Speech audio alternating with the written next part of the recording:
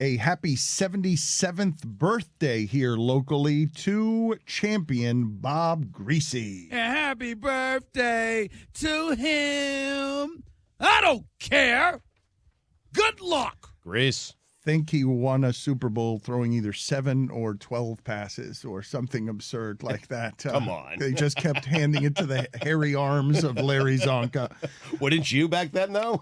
Yes, that would be a good move. It seemed to have worked out well for them, that perfect season thing and all of that. We will get to local stuff here with David Samson in a second. Stephen Ross, weirdly, in the middle of the night, sent out a statement close to midnight. I don't understand that. I'm sure Samson can explain it. You do it all the time, Dan. From the makers of 4 a.m. text. Mm-hmm. 4 a.m. texts to you guys are different than I'm going to speak on behalf of my team and my racist controversy Not at much midnight. Different. 4 a.m. is late. Okay, we will do this in a second with David Samson, but first we've got some news here. Finally, Mike Ryan, after annoying the audience for a month with his just annoying, he has finally acquiesced reluctantly to the audience that demanded that he pay his bet after losing the original Alabama-Georgia game because he thought Georgia was unprecedented great and they got swamped. So, Mike Ryan, I'm eager to see what's going on with your Paul Feinbaum head shaving. The Feinbaum actually came out kind of bad, so I was just like, F it, I did it myself, so I just shaved the whole dome, and I hope this will suffice to our bloodthirsty audience. I'm wearing a fedora right now because I'm a little embarrassed by how bad it came out, but as you can see, I have upheld my part of the bet. Unjustly, I might add, because everyone knows. Very much so. Everyone knows that I won that bet by a lot, and Stugotz should be the one in my shoes right now with the shaved head. But I want the audience to know that I am its champion. I've had it up to here. With people going back on their word and not actually paying off their bets. So after a lot of real deep meditation and consult with my closest friends and allies, I have decided that I will offer up my hair as sacrifice to do right by the audience. My hair will be a sacrifice on behalf of Dan, going back on his word to be naked like Prince Fielder, Stugotz not doing countless grid of death penalties, Billy doing missing out on countless grid of death penalties, Chris Cody missing out on them. Roy, you're all right. Thank you. I appreciate it. Thank but you, I am here Mike. as testament Mike. to you, the audience, that integrity still matters here on the Dan LeBatard Show with Stugotz. And even though we all know this is not fair that I am here in this position today, I love you. Can you and please? That's why I did this. All right. Well, I'm. What, Jessica? What are you shaking your head Why about? did you let him talk for that long? Are you talking about today or the last month? You're talking about people are really mad at Mike, and this is a bit suspicious here. Your head looks different. I did not think that there would be this many creases in your bald skull. Yeah. It's wrinkly. Pleated skin, I did not know that your hair was covering. I need to look at that more closely. I think it's suspicious what's happening here. And you're not giving us the actual payoff, which was the Feinbaum. You look ridiculous, but you don't look as ridiculous as you should. He has those same creases at the top of his head as Darryl Gardner had when he was playing for the Dolphins. The last few weeks have been very difficult on me and my family. Look, if I didn't shave my head, all the hair might have fallen off in a couple of days. But I just want you to know that I am your champion, audience. Jessica, is that a skull cap? Hey! What? Fake news. Fake news. I don't think so. Fake news. Integrity. Fake news. Why are you Integrity asking matters. Jessica? Integrity. Why are you asking? Isn't she sitting next to him? I don't know. Maybe I need to look closer. It's fine. What is this? But I don't really want to go that close to it. But that's not a skull cap. A skull cap is what is that? If I'm wearing a skull cap, why would I rock this awesome fedora over it? You're right. Yeah. That would screw up the fedora. We'll get Let me rub your bald head then. We'll get back. Me too. This is all still very new for me, guys, and I would ask you to respect my space and privacy as my family and I cope. This with is not tremendous loss. private. This is a public. This is very private. You animals, you heathens, you bloodthirsty listeners that have been. I mean, my wife can't post a photo of my beautiful daughter on her Instagram without one of you assholes piping up telling her to shave my head. This has been a very real life situation for us. Back off. I mean, that's too much. Yeah. Thank you, Dan. Thank you for your support. But Back also, off, audience. let me rub your He your was bald telling head. you to back off. Well, maybe later after I get used to it. All right, this is Suspicious. I had to shave my beard too.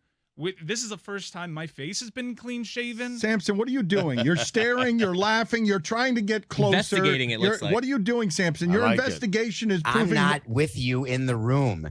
I do not believe that he shaved his head because when I shaved my head for charity, I did it. Yeah, that may not be real. The tan, it's got a Folks. great tan. Oh, yeah. But Yeah, that might not be I don't real. see- How can it not be real? Do you know what a skull cap is? What clowns use to make it look like they're bald. Excuse me, we've been holding this studio together with nothing but staples and scotch tape. You think we actually have a special effects budget? I took a buzzer to this dome and I unjustly shaved my head. All right, back off. I don't get hair and makeup, so Are there any nicks on his head is what you have to look for. he won't let me touch it, David.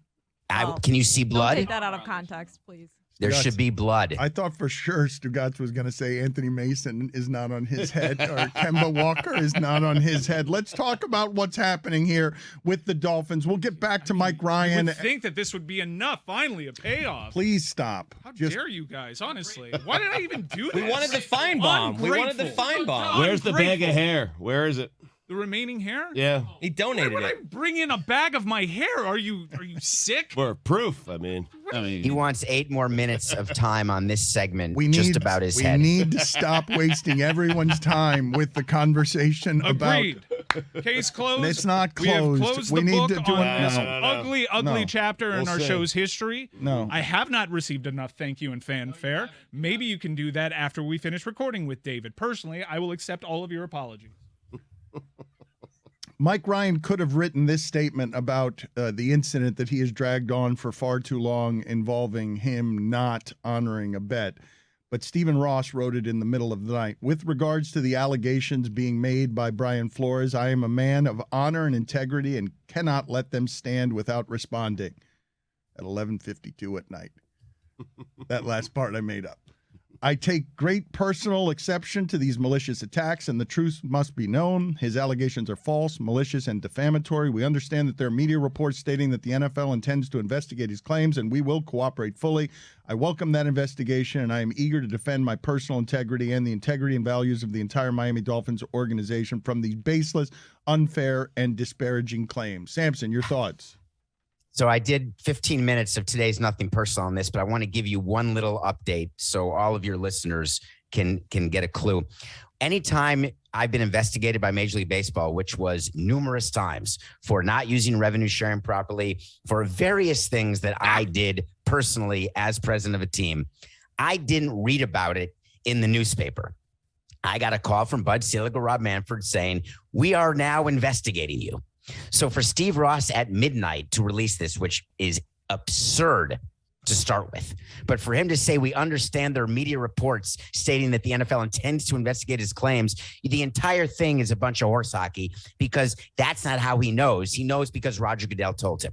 Secondly, when you want to have people believe something is true, there are octogenarians who believe that all you have to do is say it enough times and everyone will believe it. When you put integrity in there 3 times in one statement at midnight, you are hoping that's the takeaway because everyone discussed yesterday and today, and will keep discussing the competitive integrity of the NFL. And that's code word for gambling and fixing games and throwing games. And that is a real issue that the NFL cares about far more than all of the racial stuff that Brian Flores brought up. So Stephen Ross put in integrity 3 times. I had a lot more to say about that, but I let me say one more. I'm sorry. You don't do a statement at midnight Eastern time. Well, what was that? That was him fighting with his PR people and not listening to them.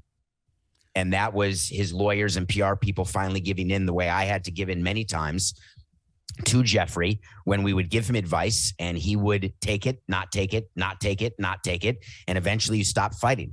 Because this is like the old, you know this, Dan, everyone else is too young, like the Friday news dump, right? Doing something at midnight, but it doesn't work that way anymore because it's Twitter. It's so patently absurd and embarrassing for Stephen Ross. Over the last couple of days, and we talked immediately after some of this came out, and you can check that out from a couple of days ago, but we were reacting in real time, reading the lawsuit as we were talking about it. And David is right that I don't see proof of racism in there, but maybe it will emerge in discovery. What have you found most interesting about the last couple of days watching the fallout? The NFL waited. They wanted to see, and Steve Ross really waited, and that's going to be his excuse for doing the statement at midnight, because he was hopeful that what the media would talk about and what Brian Flores during his media tour would talk about was the racial discrimination, was the class action. But all anyone wants to really talk about is, did Bill Belichick really text the wrong Brian? Did you really hear 3 days before your interview that you weren't getting the job? And did Stephen Ross really give you $100,000? The hope for the NFL is that that wouldn't be the focus. The hope for Steve Ross is that wouldn't be the focus. And the reason we know this is the NFL released a statement right after you read it live on the air the other night on your YouTube channel, which people should subscribe to if they want to see it live. And the NFL, their statement was all about diversity and how much time they spend on that issue and how important it is. They didn't even address the tampering or the throwing of games issue. But then as time has passed these last few days, that is the main story now. And that is much to the chagrin of Brian Flores, I'm afraid. I don't think he realized or anyone realized in what order people would treat the issues brought up by Brian. But clearly, the Dolphins situation is number one, and not just because we're in Miami. Donald Sterling, something happened to him that I did not think could happen, where he was basically fired as an owner. And it wasn't the race controversy that got him fired, even though it looks like that. The controversy was the last drop in a bucket. A bunch of owners wanted him gone, and that was a good enough reason at the end to get him gone, because he was perpetually embarrassing them. It set a dangerous precedent. Mark Cuban looked at it and said, whoa, I don't love the idea of an owner being able to be fired. And Bomani Jones yesterday said that the Flames on $100,000 being offered to lose in the gambling era is something that might climb up and get Stephen Ross out as Dolphins owner. Do you think that's possible, probable, or not at all? Not at all. He's going to be fine. He's going to lose draft picks. And here's the difference. And it's a nuanced difference, but it's so important in this era of gambling to discuss. He didn't throw games. This is not the Black Sox situation. This is him tanking extraordinaire, and this is offering bonuses to tank. It is going to be very difficult to prove that an owner could tell a coach to do certain things during a game to guarantee that you will lose the game, because he would have to call plays like a quarterback sneak on 3rd and 9 from your own 10-yard line when you're down in a game. He would have to do things that would be looked at by a jury as, wait a minute, that's not what a coach would ever do. And you'd have to be proof that there was that type of activity, and I just don't think it's there. But you didn't mention Marge Schott, Dan. You were alive for Marge Schott. How would you not mention her? My bad. I should have mentioned Marge Schott. My bad. And she, for those of you who don't know Marge Schott, she was forced to sell her baseball team because she was a Nazi. And while it was the final straw when someone went into her office and saw all of the swastikas and all of the various paraphernalia and memorabilia she had, but the MLB owners, like the NFL owners, they don't like when owners are forced to sell, because the assumption is first it was her, then it's going to be me. And that's what Mark Cuban said. I don't believe that you'll get any votes to get Steve Ross to force him to sell. That doesn't mean he's not going to sell. It means he's not going to be forced to sell. David, remember, he's got estate planning to deal with. Dave, it seems crazy to me that Flores, who's 41 years old, wants to be a head coach, loves coaching, would risk everything with these allegations, which leads me to believe him and every single word he's saying. Do you agree with that? The reason why you and I can't understand that is because we've never been in a position. We're always in the position of power and privilege. We have no understanding of what it is to try to do something that needs to be done for the people who are following in our footsteps, trying to change the narrative, trying to change the world. What have we done, right? We do a funny show. Mm-hmm. I mean, Brian Flores realized that coaching football is fun and everything, but if he has a chance to go down in history as actually effectuating change, that's a trade that Brian Flores would look in the mirror and make every day.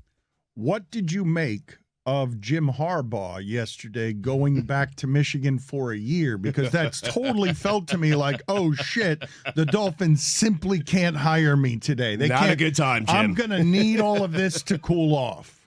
That's all that happened. And they did. They had the full thing going.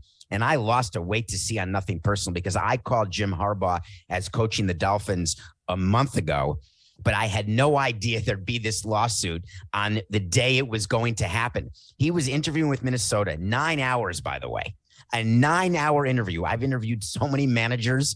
Theo Epstein spent 9 hours with Joe Girardi. And I said, what did you talk about? Like, what can you possibly do? I don't want to spend 9 hours with anybody, barely myself. So he's there for 9 hours. And then I guess they send him back on the same private plane. And then they hire the Rams offensive coordinator who's preparing for the Super Bowl. It was always going to be not Harbaugh, because you can't pivot that quickly when you're hiring a coach or a manager. And Harbaugh was going to go to the Dolphins. Then this lawsuit breaks, and Jim Harbaugh said, there is no way I'm taking that job. So he crawls back to Michigan, and everything is okay for now. But does he end up staying in Michigan long-term now?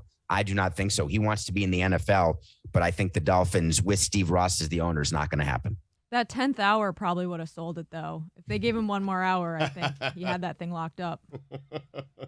What was your shortest interview, Dave? 40 minutes. Details, please.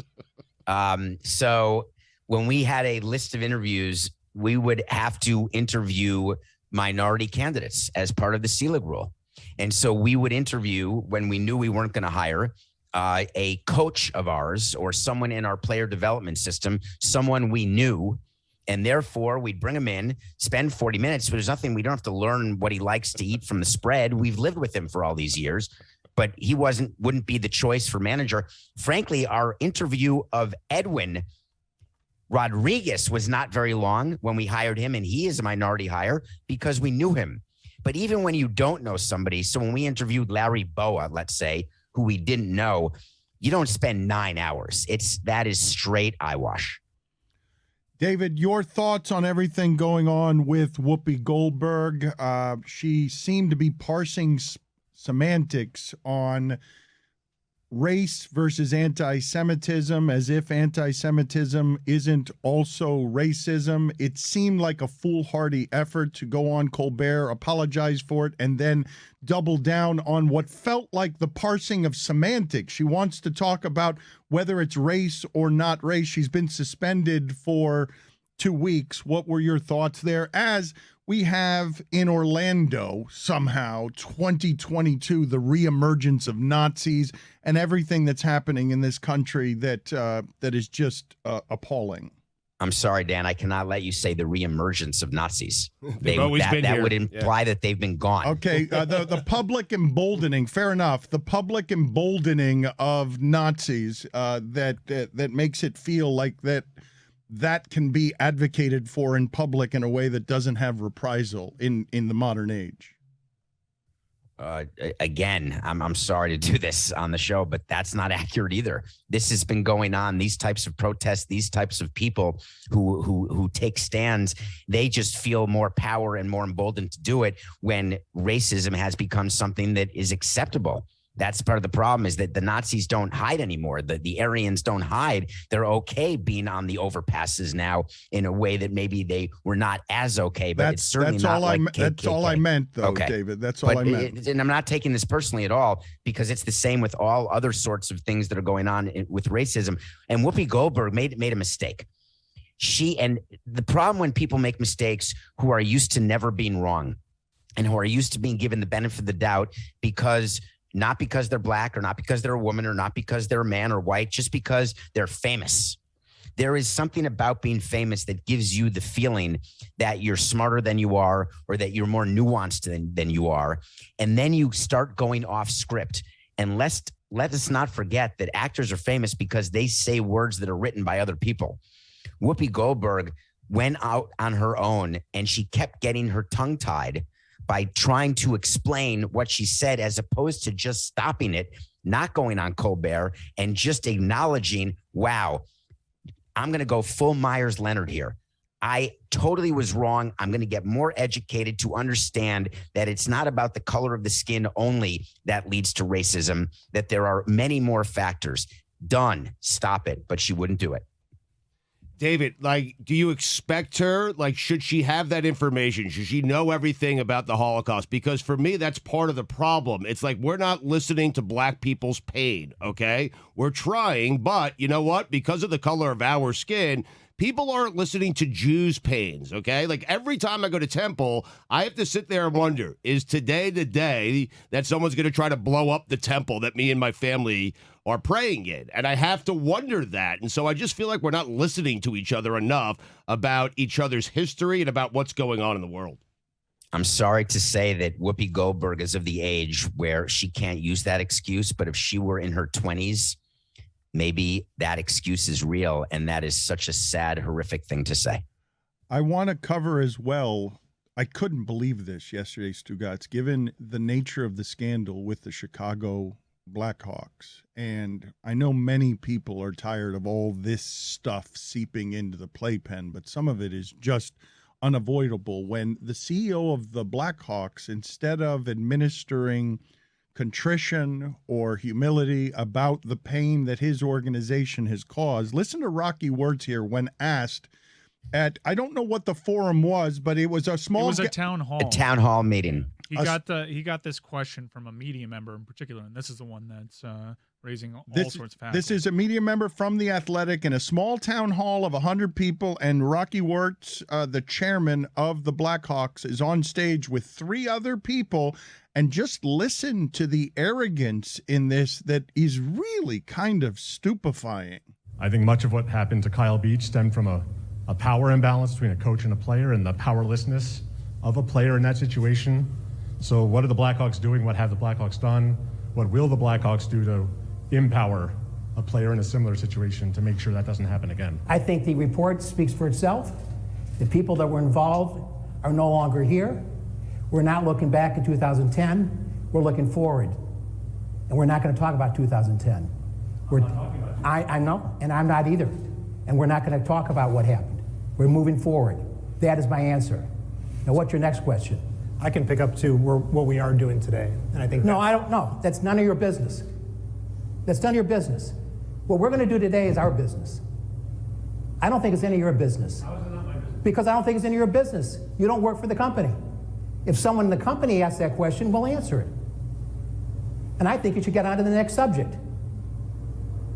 We're not going to talk about Kyle Beach. We're not going to talk about anything that happened. Now we're moving on. What more do I have to say? You want to keep asking the same question? Do you hear the same answer? Okay, ask the next question.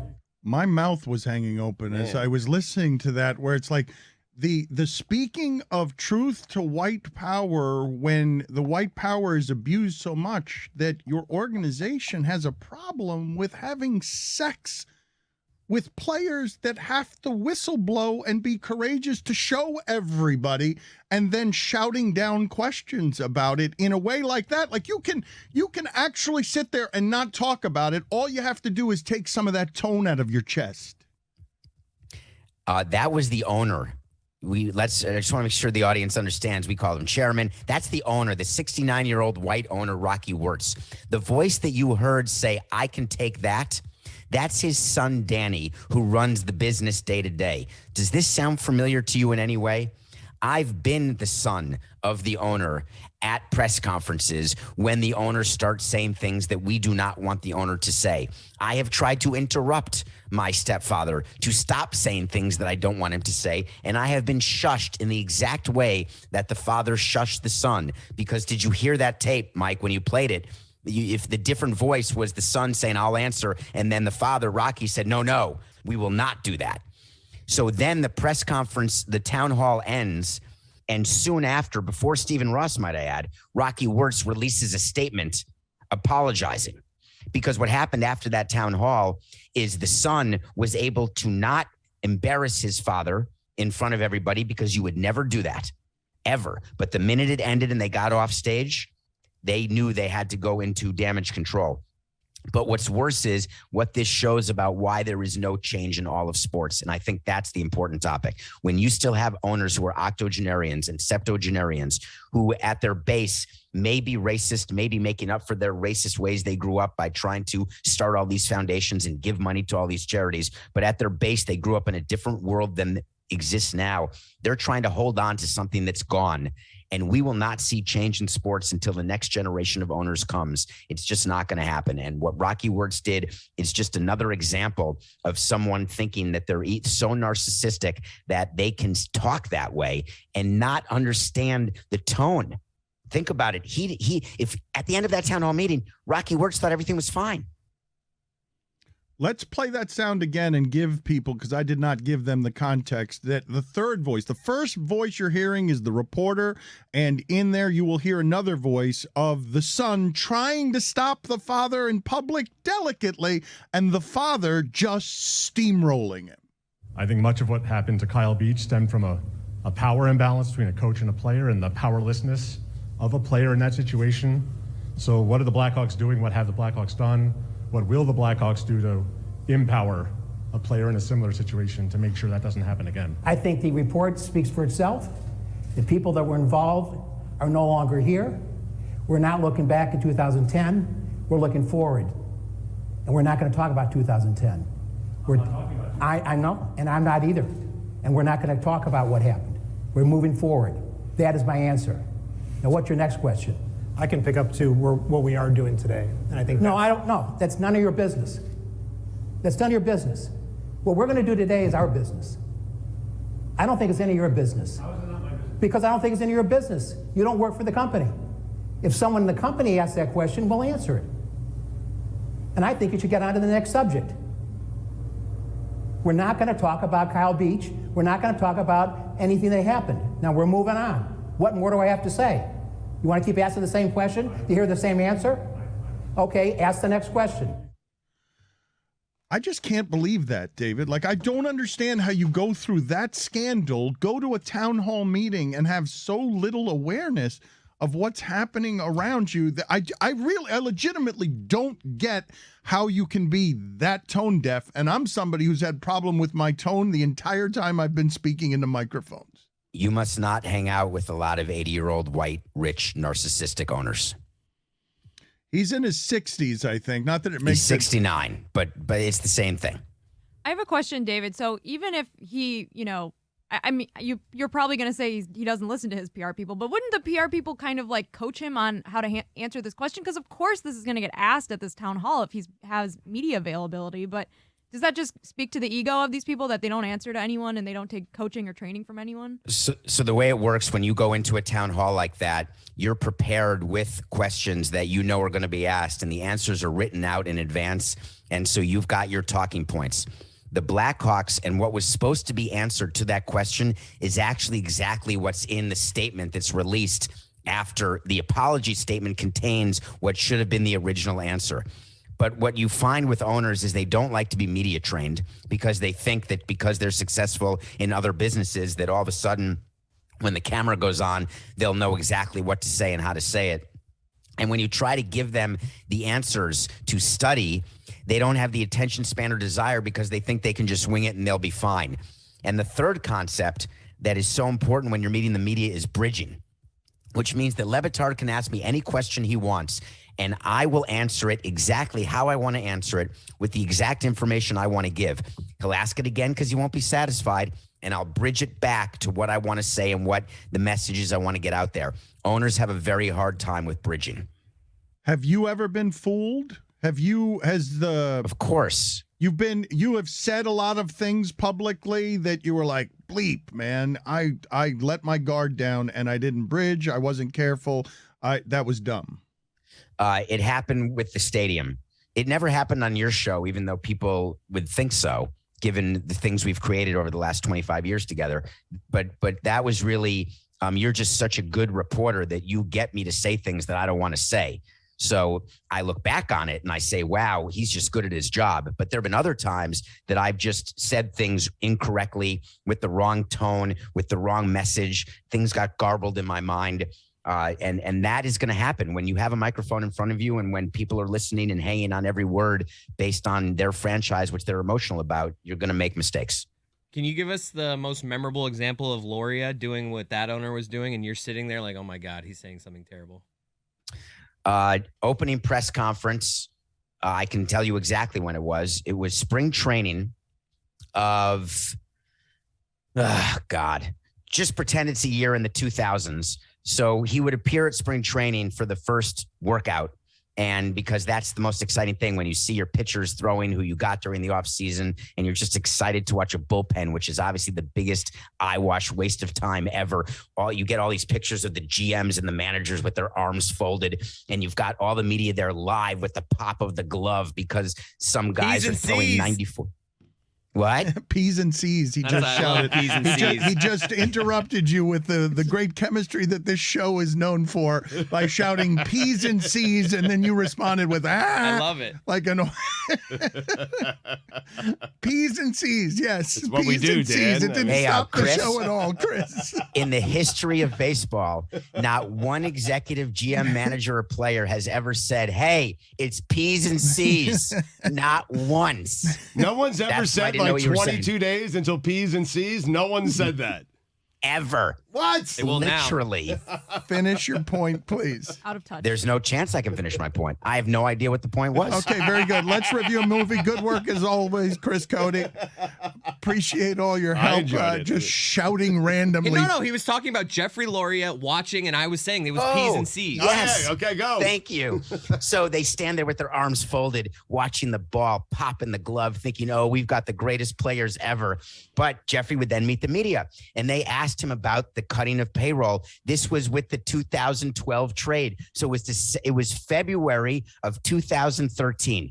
Go back to that scrum where Jeffrey was. He got so angry and so defensive. He had an article printed in the paper. We took out like $100,000 ad with your paper, LeBatard, Cody's current paper, that explaining what we were doing and why we were doing it. And it was so horrible because it wasn't what his PR people or me wanted to say, but he demanded that that's what it said. And everyone just looked at it and said, this is absolute bullshit. Like, what are you doing? And then he goes to meet the media and they get on him and he gets angry and then like storms away. And I'm standing there and I'm saying, no, please don't do that. And then I met the media and tried to be helpful, but you had ruined any chance of that after 2012. What's the movie we're reviewing today? So I watched a documentary. I'm having a hard time, and I'm hoping you guys can answer this for me. When I go on streaming services and I see a title and a year, I assume that's the year of the release. And I've been fooled numerous times. I watched Mr. Warmth, the Don Rickles project, and it said 2021. So I thought that meant that it was a current day documentary. And then I looked it up after I watched it, and it was 5 years old. Have you come across this ever? It hasn't happened to me. Generally, I will look at the date, and I've not been fooled or tricked by that one time. Like I will watch current movies, and that hasn't happened to me. So Don Rickles is someone who it's very pertinent to today. He was a very famous comedian who his entire bit for people. Is there anyone here who has not heard of Don Rickles? He's an insult comic. He's an insult comic, but his insults, they were all based on race. So he would go and engage with the audience, and he would see a black person or an Asian American, and he would start saying, oh, look out, here comes the bomb. Something just insanely insulting. And this documentary has people of every color saying, this is my hero.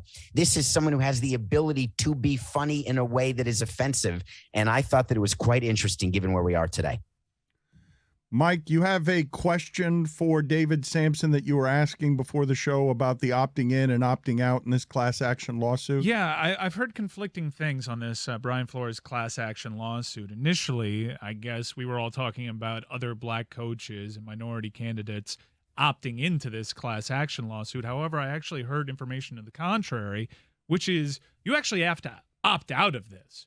Coaches like Leslie Frazier and Jim Caldwell would have to ask out of the lawsuit. So there's conflicting information on the internet. I'm wondering what you know about it. Yeah, it's going to be up to the judge.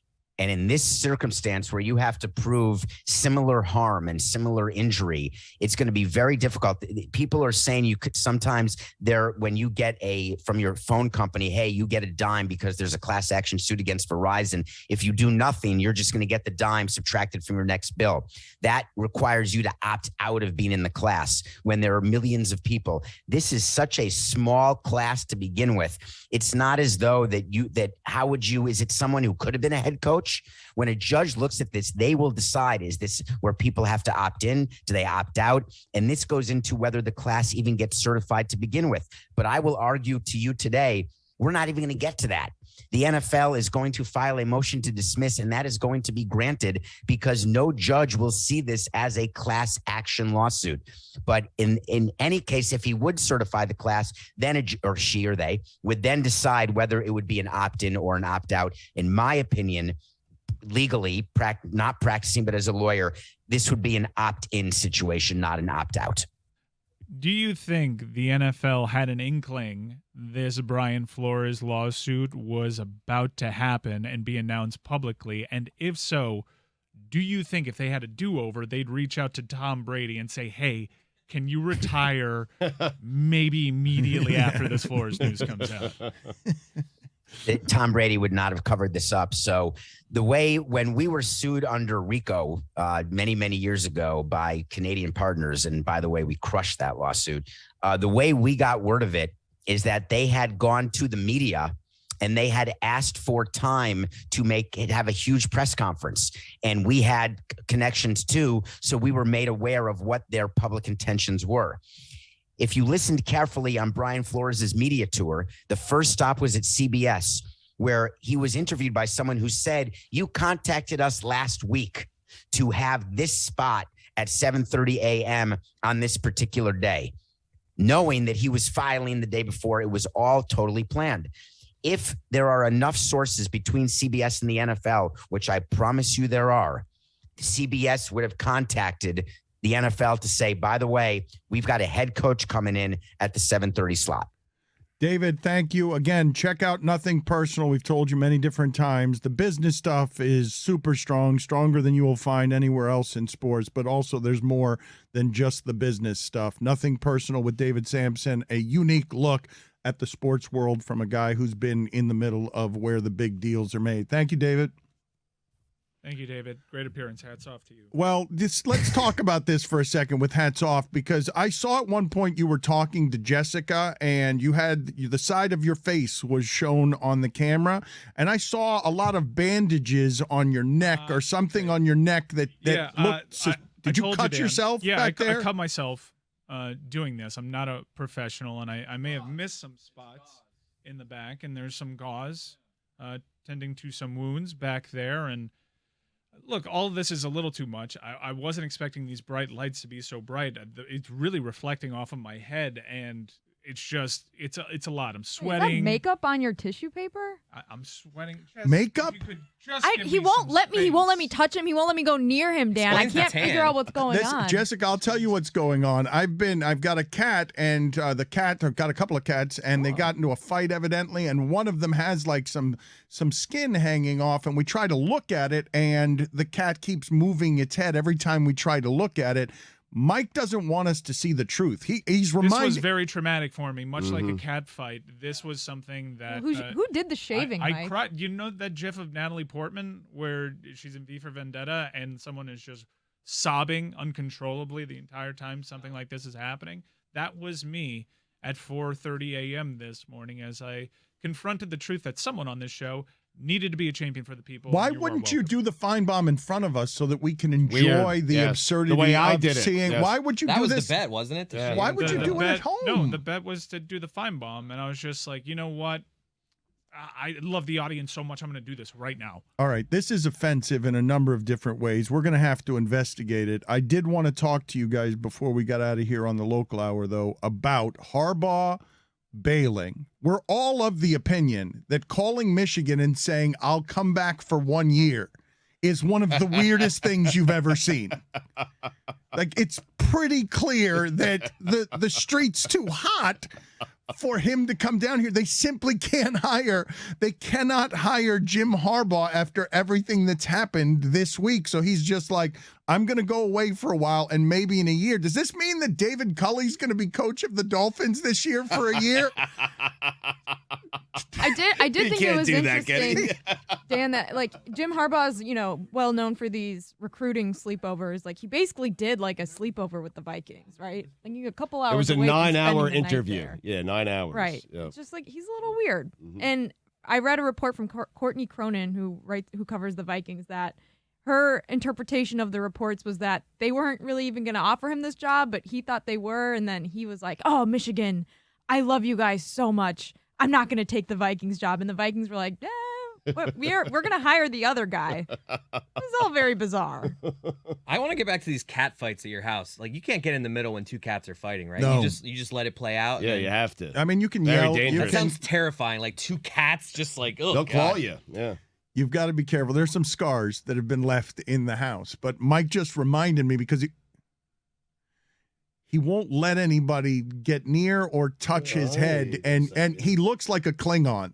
He looks like one of the Coneheads. This does not look real. It looks like you've got. Wait, but he went straight to bald, Dan. Like Feinbaum has hair on the sides. I know he went. Well, that's not the spirit of the deal, and I think he's violating the spirit of the deal in a number of I'm different ways. violating it. Georgia was a better team. I shouldn't be doing this. It's just unjust. Let me see if stress wrinkles are a thing. Can you guys tell Another me? reason though- why I didn't want to do this. I knew my head was wrinkly. I just knew it. Can you guys tell me the timeline on this? Because I think we have the possibility. The timeline might screw up the funny on this for me. But I think we have the possibility that they went through the motions really well on concealing how they were going to move around the Rooney Rule to get Jim Harbaugh to be their coach. And that plan included go interview for 9 hours with another team to make it look like there's another One of those team details. involved. On It's like a National detail. Recruiting Day. Go interview. Right? Yeah, On National like they had the Signing Day. plan, and then Flores chose the nuclear option. Like, you're not doing that. Do I have the timeline right though? Like, were they still trying to execute the plan of how to get around the Rooney Rule? And it's just like last night at 11:52, while he's sending out that press release, Stephen Ross is getting the call from Jim Harbaugh. Stephen, listen, buddy. I just can't right now. I cannot work for you right now. Not the right time.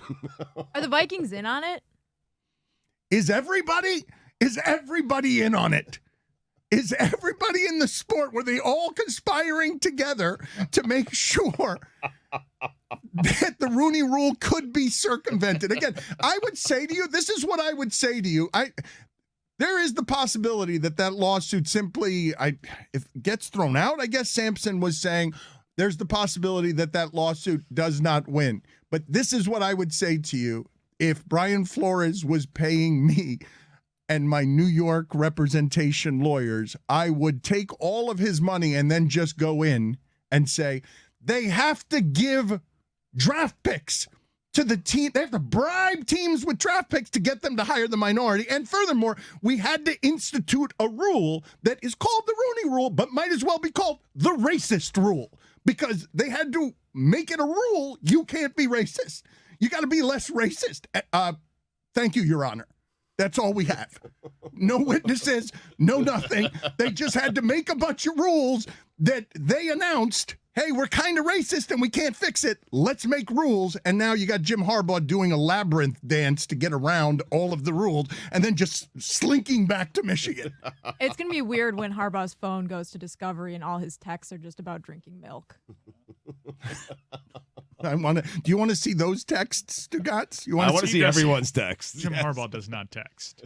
I'm imagining Jim Harbaugh and Stephen Ross for weeks now have been like planning through text. Like, hey, I'm going to do this thing. I'll get rid of Flores. You'll come here. And then it's like all good. And in the last few days, it's like Stephen Ross is like, Jim, are we still doing this? No response. He's waiting for Jim Harbaugh's fax, because Jim Harbaugh faxes with wax paper rolls. There's like a 3-hour call log to Oberweis Dairy. Jim, we're doing a thing. Jim. I love that was a little odd yesterday when Bomani made the point, like, Kaepernick had Hollywood attorneys Flores got New York attorneys, and we're like nodding in approval. Yeah. Oh. What does he mean by What that? does he mean by that? I'm like, doesn't the league also have New York attorneys? Whatever. It's a good point. Yes, you're smarter than me. Is it in any way possible that Stephen Ross at 81 years old has accidentally been texting John Harbaugh?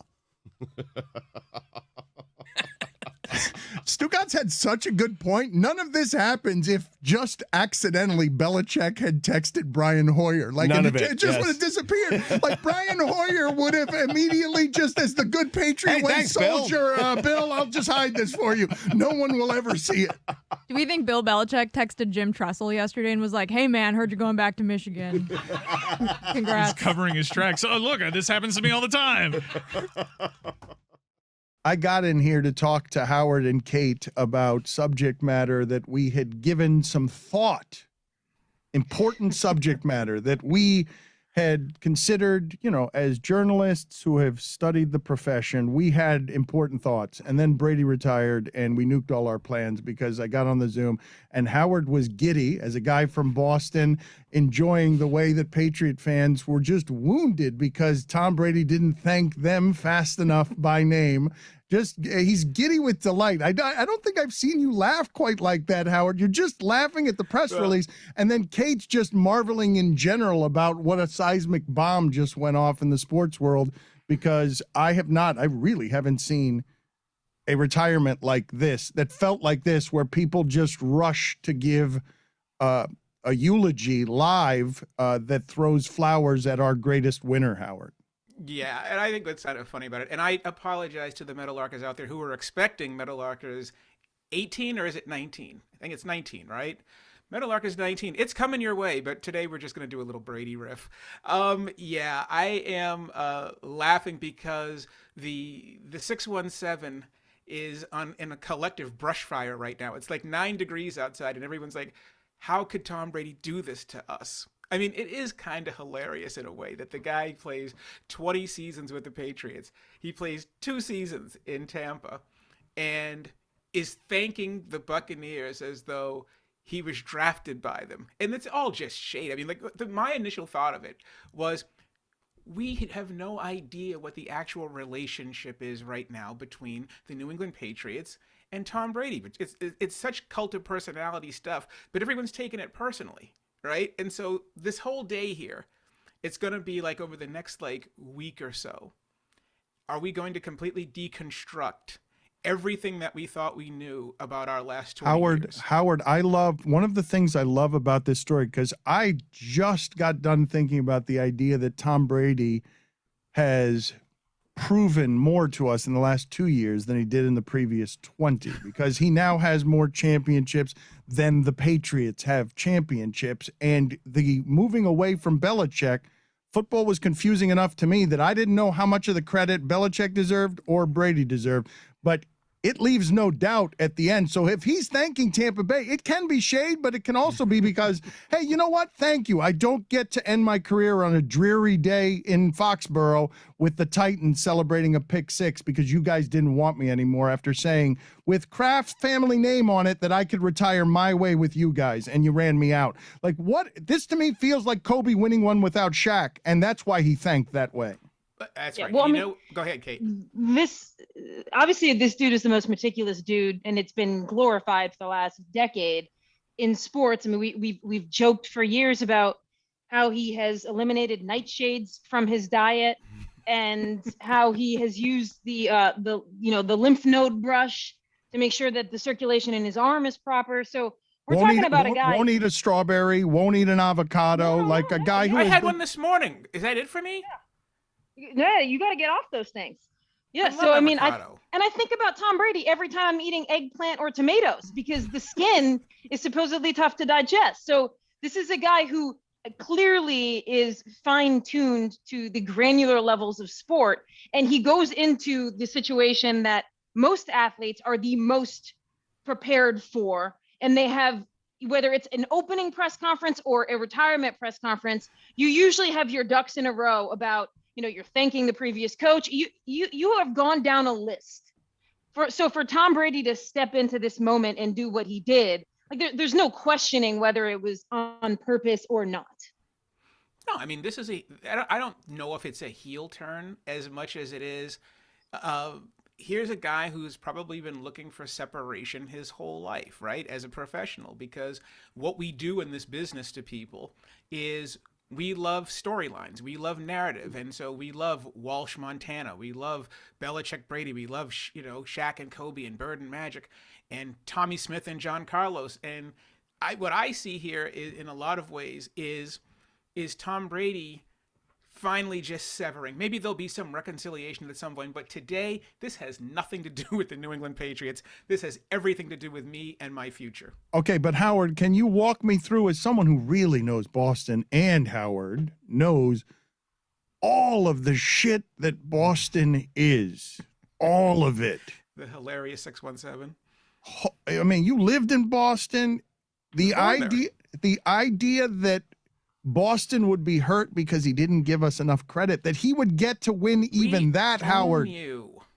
That's when you play in Boston, it's not that different from New York, right? Is that you have to pay homage to this city, right? I mean, it's one of those places. It's not nice and sunny down there where you are, where there's other stuff to do. Rentals, transplants. We're a different part of the world, built differently. We're the tan mistress that Riley hurt New York. When he left New York, Riley came down for the tan mistress, and this is what's happening to Boston right now. Hurt because, hey, we owned you.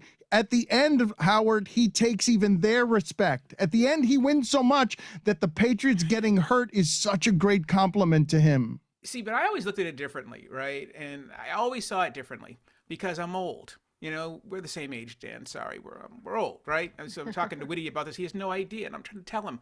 I'm like, look, when you come from where I came from, right? You're born in 1968. You are not expected to win anything on a National Football League field.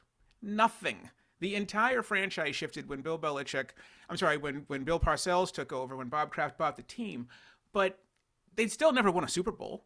They were always expected to get slaughtered. I mean, I was telling Whitty, until the 85 AFC Championship game, the Patriots hadn't won a game in Miami in regular season. An embarrassment. Steve Grogan was the best of what they had because he got them wheezing to a Super Bowl where they got extinguished quickly. Where they got demolished, right? So if you take Boston from my perspective, unless we're talking about the Boston Celtics, you kind of have expected to lose up until about the turn of the century. You never expected to win.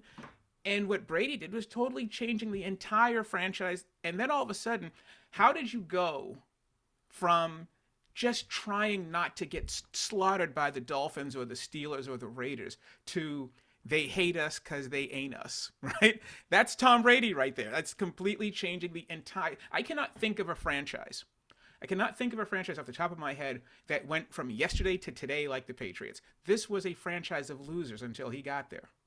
So I'm not shading Brady at all, right? I mean, he changed everything. Go ahead, Kate. Yeah. Well, in some ways, Howard and Dan, this is not unlike a piece of conversation that is a through line to a lot of the Meadowlarkers conversations, which is player empowerment.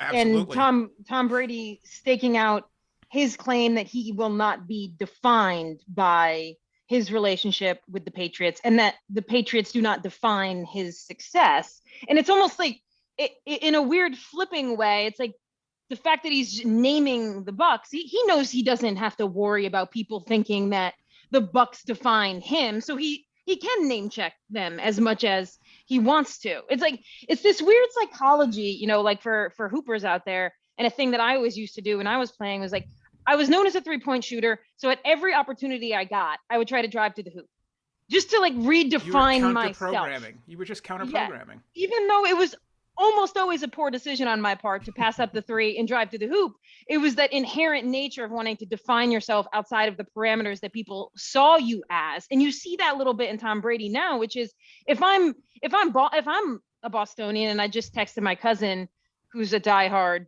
Rhode Island. I think that counts, Howard. Does that count, Rhode Island? It is New England. It is Boston. He's not mad at Tom Brady, right? He expects that there will be a separate press release or press conference that is completely dedicated to New England. He figures they'll have their shining moment. Oh my God, you got to be kidding me. Wait a minute. Please let this be the way this goes with Tom Brady at the very end. hurting New England because they hurt him. Like Right. they did hurt him. He wanted to end on his terms there. Go get me some receivers. I'm not done. Like they chose Belichick. Let's just be clear about one quick thing, Dan. We did learn something here today. We did learn something, and I want to acknowledge that we learned something. What we learned is that going through Kate Fagan's mind is what I really want to do is direct. That's what it's really, I am a three-point shooter, but what I really want to do is direct. I want to take it to the house. I want to be something different than what I am. Always. I like that. The things you learn. Yep. Why are you laughing at Boston today, Howard? Because he gave that city he gave us something we never had before. I mean, how can any of this, everything Tom Brady did as a member of the New England Patriots has completely rewritten that entire history of that franchise, right? I mean, let's face it, if you're a Boston football fan from a certain generation, okay? If you're from my generation, what you are known for as a Patriots fan was two things, okay? You were known for the fact that your fans got so drunk at a Monday Night Football game that you were banned from Monday Night Football for like 15 years, right? That's the first thing that you are known for as a Patriots against the Dallas Cowboys, right? That's one. Two is that when you finally win, when you finally get to celebrate, you beat the Bengals, you clinch a playoff spot, some dude steals a goalpost and electrocutes himself in the parking lot. With the goalpost, he hits a high tension wire and he gets fried, right? That's what we're known for. And then, of course, Victor Kaim and the sexual harassment stuff with Lisa Olson. This is a terrible franchise. And then you go in a few years later, Tom Brady shows up, Mo Lewis demolishes Drew Bledsoe, and the entire history of the franchise changes. How can you be mad at this guy? It's great, Howard, for so many reasons, but not just football Boston. How about all of sports in Boston during that time? Oh, absolutely. The Red Sox were losers, the echoing losers, an eternity of echoing losing. Tom Brady comes and takes that city from the Celtics, Howard. Even the Celtics and the Bruins one. They all won. But Howard, Tom Brady takes that city from the Celtics. You know what I'm saying there. Football would have never. Bob Ryan didn't think he'd live to see the day that Tom Brady took football, took New England, took Boston, took basketball, and made it the second sport in the city, and baseball the third. Yeah. Well, basketball, no matter how much they won, was always going to be third. But it was third to the Bruins and the Red Sox. The Patriots were never even they never even got to the podium until Bill Parcells got there. All right. I mean, and so it is fascinating to me because it's like, don't you realize how much? I was texting with a friend of mine when the Patriots got beat by Buffalo in the playoffs. And then I sent out a tweet with Brady's face that said, there's still one left.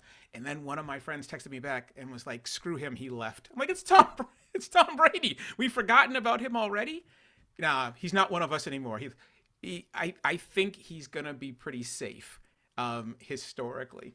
And then also, I think there's something else that we do too. And Kate, you can absolutely speak to this because you know what I'm talking about as well. And that is this idea of ownership, right? I mean, do I have to be defined by the that you threw me in the garbage? Remember, like, people in this town are still mad at Roger Clemens. They told you were in the twilight of your career. They're telling you we're throwing you out the door. So what are you supposed to do? I mean, what is a professional athlete? That hurts. It hurts. Right. That's so personal, right? We do this stuff because, Kate, Tom is robo quarterback, good soldier, son of a disciplinarian, respects authority, and then gets to 40 years old, sort of, and like scratching his head, and he's like, okay. I mean, Kate, you're a basketball player. If I tell you can't play anymore, what are you going to say? You're going to say, yeah, you're right. I'm in the twilight of my career. I can't play. You're going to go out and ball out. You're going to go try to find some place to prove that you can play. Well, and obviously I'm going to take it to the hoop any chance I can get, Howard. Any chance I can get. Exactly. No, but I think that the thing I was thinking about there too, in addition, was like how Tom Brady decides to retire as well. Yeah. It is representative of who he is, how we've seen the media progress. It's definitely a chapter out of the Derek Jeter book. I mean, there's so many parallels to that, as well as Tom Brady not having to follow that blueprint of, a polished athlete setting up his press conference with all his bullet points, getting all the cameras in there, and making sure he's doing this quote unquote proper. He is above that and past that. That's right. He is to the point where he can just, we're like, so you just retire on Instagram now. I mean, Howard, that's what you said before. And it's like, to me, that is the equivalent, as I was saying, of like, when you're the CEO, if you're in Silicon Valley, like the rules don't apply to you. How you dress for a meeting, they don't apply to you. You create the rules as you go along. You create the rule. And that is what Tom Brady has done and seems to continue to do. Yeah, I mean, there's that. And then there's the other piece of that, too, which is you were talking about how the media has progressed or regressed, because we are expecting pageantry. We want pageantry, right? We may make fun of the cliche of pageantry, but we absolutely expected Tom Brady and his wife and his lovely children to all be up there at the podium and all of them do this canned press conference that we're going to ridicule. And instead, he goes out and says, I think I'll just put something out on IG and I'll make it like 9 pages and you'll all have to just follow, right, what I'm going to do. And that's pretty much, that does speak to, in some ways, the stone tablets that we were talking about last week. It's all different now. They're going to do it the way they want to do it, and we have to react to it. Yeah, and because Whitty just posted this that okay, this is funny to me as somebody who uses Instagram pretty regularly. Is that Brady puts up an Instagram story sharing Robert Kraft's statement saying, "Thank you at Patriots, Patriot Nation, beyond grateful and love you all." Let me just say, as someone who's on Instagram a lot, there's a big fight when somebody puts up a static post versus putting you in the ephemeral stories, okay? You get a little pissed when you're like, oh, I went into the stories? I didn't even get a static post? So wait, you've got Brady trolling them. No, this is really interesting, Dan. Here's what I'll tell you is that if it's a static post, I can hit the little arrow button and I can share it in my stories. You can't do that. Wait a minute. Are you guys alleging a sophisticated campaign in the underbelly of the internet with Brady's machine behind him to just actively make shade in the trolling fashion of the kids? I once had this explained to me. There are story friends and there are post friends, particularly for birthdays. So if you make a post, as Kate said, a static post for your friend's birthday, that friend means a lot to you. If you just post it in your story, lesser meaning. Also, Whitty, let me jump off of that, because one thing that is true of the stories is that what he did was he reposted from the Patriots account, which takes less than 7 seconds. You just hit send a story, you type something on top of it, bam, it's alive for 24 hours. A static post is a lot of work. You guys are alleging that Tom Brady in the shadows is sophisticated. He's playing. He's making art. He's an evil genius. He's making art. Genius, right? Here's the piece of this. That once again, I am learning more things because, like, when I don't use Instagram that much, but when I do, I'll see LeBatard and friends put you in their story. Now I'm offended when I see story. That's it. That's all I get is story. That's right. I want static post. I want to matter. Don't I matter? Oh, you just hit send. That's it. And before this moment, I was like, oh, hey, man, Dan put me in a story. That's great. Now I know I'm being shaded. Yeah. Let me tell you that I get a little pissy when I'm like, I'm just in the story. So maybe this is just a little tease of what's to come. And tomorrow will be a dedicated static post. That's it? A static post. But we need a static post to the Patriots. Otherwise, the Boston fans should be pissed. I love the idea of Tom Brady orchestrating. If you're really alleging that we're talking about here is a maestro of marketing and wonder who knows how, my guess is that Tom Brady's going to try to conquer whatever he's doing next with Gotham Chopra or whatever, however he cultivates the rest of his image in the documentaries, owning his own content, making his own story, because, right, we can do 16 parts on him right now if you get total access. We can do 16 parts on IG on how he has shaded the New England Patriots. Yeah, I could. But yeah, well, I'm sorry, Dan, to cut you off. This is what it's like.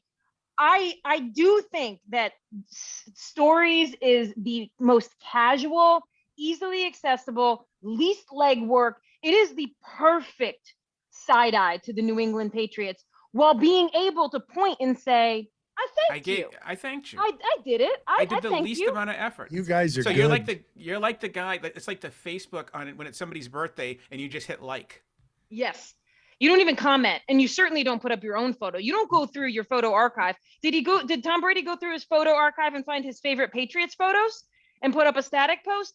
That's not what happened. Ashamed. This is what I'm ashamed of. Okay, I know Twitter has changed the journalism game plenty, and the bar has been lowered. I think of both of you two as journalists. You guys are both better than decoding the internet for the secret language of Brady. You guys are better than this. I think that this is you slumming. Tom Brady has sent the equivalent of a happy birthday text with a lowercase h and a lowercase b and no punctuation, no exclamation points, no nothing. I love it. He is actively bothering. They expect, you're right though, Howard. They do expect a press conference where he comes out with Giselle and bows before them, right? Like this is, this feels like the fans absolutely do. I wonder what Talk Radio's got to be losing his mind right now about what about us? We made you. No. Actually, it's the other way around. You gave us, right? I mean, that is the thing that is that sort of script flipping that you see in today's world where the athletes are sort of saying, no, I'm really not deferential. I'm the one providing the value here. Let's not forget who's doing who the favor. I think LeBron taught all these guys that, Howard. There's no doubt about that. No doubt about that. And I was actually thinking about that when Kate was talking about the owning of content, or you were saying it too, Dan, about the owning of the documentary space. It's all propaganda in its own way, but what they have realized, and all the other artists and entertainers realized it long before the players. The players realized that the live component of their job, having to speak to us, is giving the milk away and not buying the cow. You're giving the milk away for free. And I think Brady and all these guys, Brady, Kevin Durant, Steph Curry, that they all have their production companies now, and now Brady as well, and LeBron is the guy obviously with Spring Hill. Is the message is you're buying the cow. We're the cow, right? We're not just. I mean, when was the last time LeBron James appeared on something on a network that wasn't his, on a platform that wasn't his, that wasn't like pre or post game? Oh, but Howard, keep going with that though, because what Tom Brady is doing right now is birthing the access to him only comes through his properties. He has teamed with a documentarian who's going to be a more artful, I imagine, in Gotham Chopra, of letting you see the parts of his life that he cares for you to see. Exactly. There is no doubt, and that there's a. And Derek Jeter started this with Players Tribune. That the goal is to cut us out. That's the game, and in cutting us out, they're essentially. This goes back to what we were talking about in the original. I think the first couple of Meadowlarkers that we did, the privatization of everything. That there is no public. That the public nature of this country expands. Whether you're talking about schools and charters or whether you're talking about an athlete giving an interview, that the private is going to control everything. There is no public space. Yeah. And one of the things, that we've touched upon in previous ones and talked about offline a lot is just the concept of scaling and our country's, the world's obsession with it. And I think this is one element of that, in that shouldn't it be, or it has previously been acceptable to be an athlete and be great as an athlete and partner with other entities to excel in other avenues of whatever business it is. Yeah. And to be able to say, like, I'm the greatest X of all time, or one of the greatest, and therefore I can allow someone who is the greatest writer or the greatest filmmaker or the greatest, all of these things, to be great at that thing. But now that is not the model anymore. No, the model is like you always say, Howard, empire building. And what underneath the sun can LeBron James or Tom Brady not own? If they can, they should. And there's nothing more important to the empire than not having to answer questions. That's what all of this is all about. I'm going to control the questions and the answers.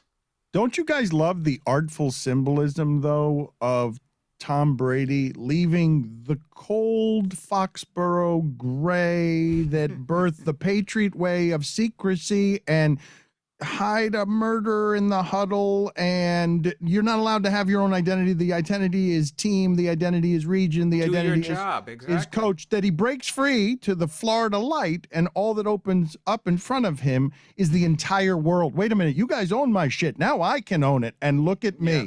And now I'm going to hit you with all this artist shade at the end because you never let me be this. You guys, I had to go look at LeBron to understand. Wait a minute. Well, and also, Dan, let's not forget something else that he has been praised for by lots of people except his peers, which is Tom Brady took a lot of pay cuts.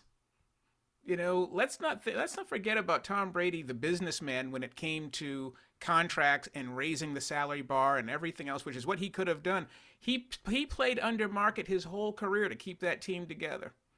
And on the one hand, he got all kinds of praise for it because people love football. Because not at the end. Not at the end. He doesn't get any. It doesn't buy him anything now, though. I'm not even talking about the end of his career. I'm talking about now. Well, that's right. Those discounts buy him nothing today because he hurt Boston's feelings.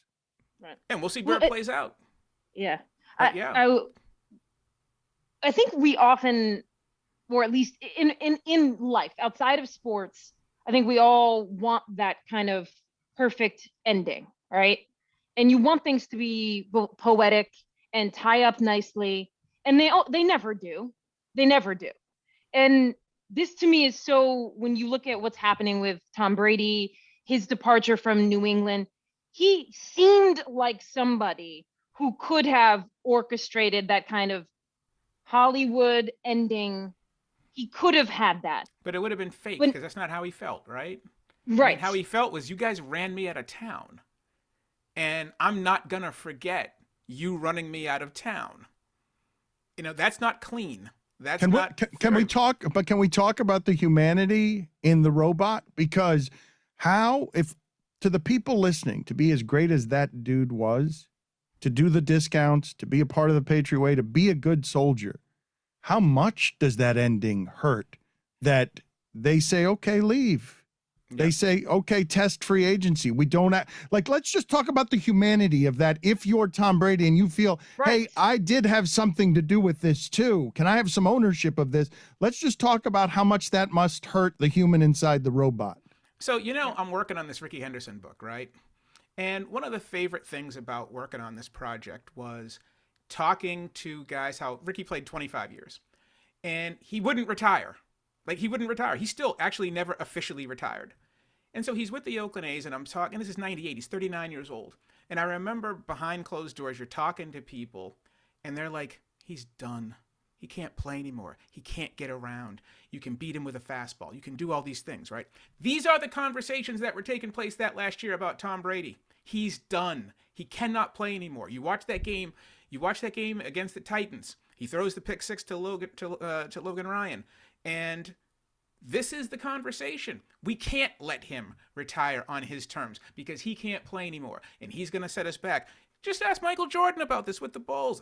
The organization is going to make that call on you, and what are you going to do about it, right? Yeah. And so if you're Brady, absolutely, it's not a robot. It could not be more personal. It couldn't be more human. You think I can't do this anymore.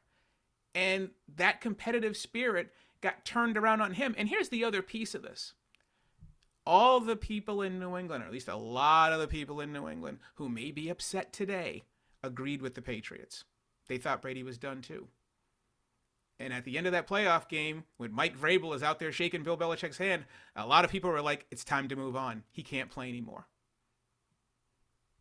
You have to imagine that, like any environment you're in for 20 years, you can't help but absorb the truth of what that environment is telling you. And that environment, you know, by all accounts, is telling Tom Brady he's a cog in the machine. Now, Tom Brady can believe as deeply as that he is the machine, but I think there's something about that I always come back to, is him tossing that Super Bowl trophy across from one boat to the other in what would appear, you know, after the Bucs win, in a kind of release that we haven't seen from Tom Brady before publicly. Kate, I think this is Kobe winning one without Shaq. I think him winning. I think him winning outside of Tampa freed him. Like it freed him up. I was the machine. I was the machine. Yeah.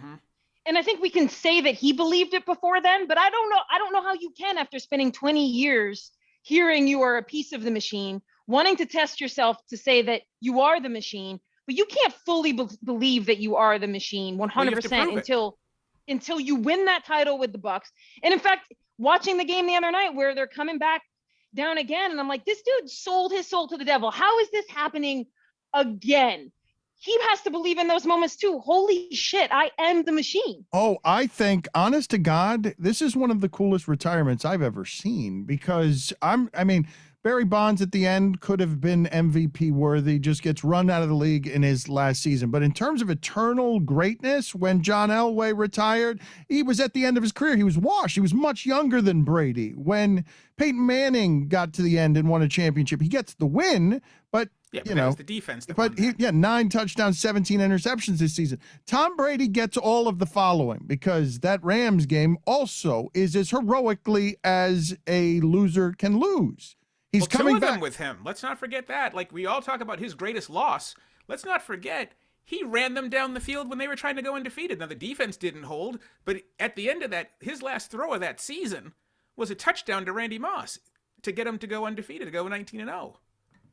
It's crazy, Howard, what it is that he did winning, and then to get the bleep you at the end to everybody, where we are now.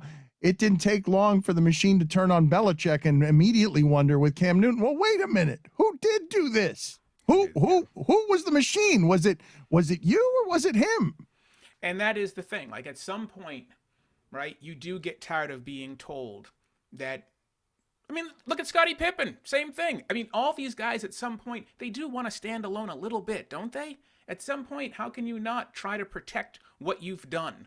Even if you end up looking terrible, like Scottie Pippen looked terrible. But especially as you get older, though, and you talk. I mean, look, man, I saw the quotes from Tom Brady this week talking about Kobe Bryant. We don't get to live forever. We don't get to play forever. And he was referencing Kobe Bryant. Like that is a thing that doesn't get learned until you're older. You need the wisdom of getting hurt. And like, I'm sure that whenever Tom Brady began his career, whatever it was, playing for coaches and the system that makes the authority king, and he, God almighty, discounts at every turn, Howard. He allowed the authority to be king until he realized he was the authority.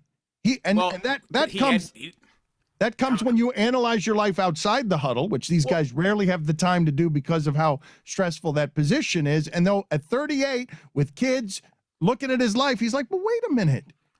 Maybe I can have real power here. I was going to say that's also when you have the power to do it, because let's not forget, if you're Tom Brady, there's another piece of this that's been hounding you your whole life. Why am I playing behind Drew Henson? Right? I should have never been the 199th pick in the first place. I know I could play this game.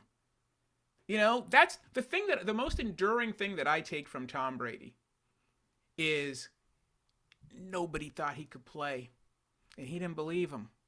It's like the James Baldwin line is that the most corrosive thing about racism is when you start believing what they say about you. He never believed what they said about him, and at some point got a fluke opportunity because Mo Lewis put his entire life into Drew Bledsoe's chest, right? I mean, what is that story? I mean, he doesn't change, but his circumstances change completely around him. You don't forget that. Yeah. None of you guys thought I could play. One thing Tom Brady's story, just as like an umbrella story, always makes me wonder is, do we think that in every iteration of the multiverse, right, that Tom Brady becomes Tom Brady? Or is it true what you're saying, Howard, here, about, you know, Drew Bledsoe getting hurt? This is an element of fate that Tom Brady has no control over. I often wonder, how many Tom Bradys have there been in the history of sports who never got that break? They're all at the end of a bar in America somewhere. They're at the end of a bar right now telling this very story. But we always look at Politics got me. But it's an inevitability that Tom Brady becomes Tom Brady. If it's not the injury to Drew Bledsoe, it's something else. Is it? There's always that question for me Walt of like, Coleman and the tuck rule. It's everything. Go on. It's all of the things. It's all of the things that happen. I mean, and that is what's so wild about this. You give this guy one tiny opening, and he's going to make the most of it. I mean, because I remember watching that game, and that was a strip fumble season over. I turned the TV off. I was in Provincetown watching that game. Turned the TV off, and I was like, oh, season's over. Went away. Turned the TV back on 10 minutes later. I'm like, why is the game still on?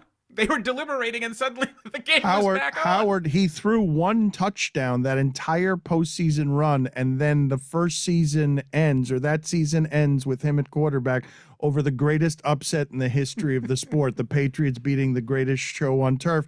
And from there, he only excelled and exceeded. That's the right. starting point is, I didn't need to do much. I was whatever Garoppolo and Jeff Garcia are arguing about these days. I was the quarterback who was the caretaker, and he wins the championship.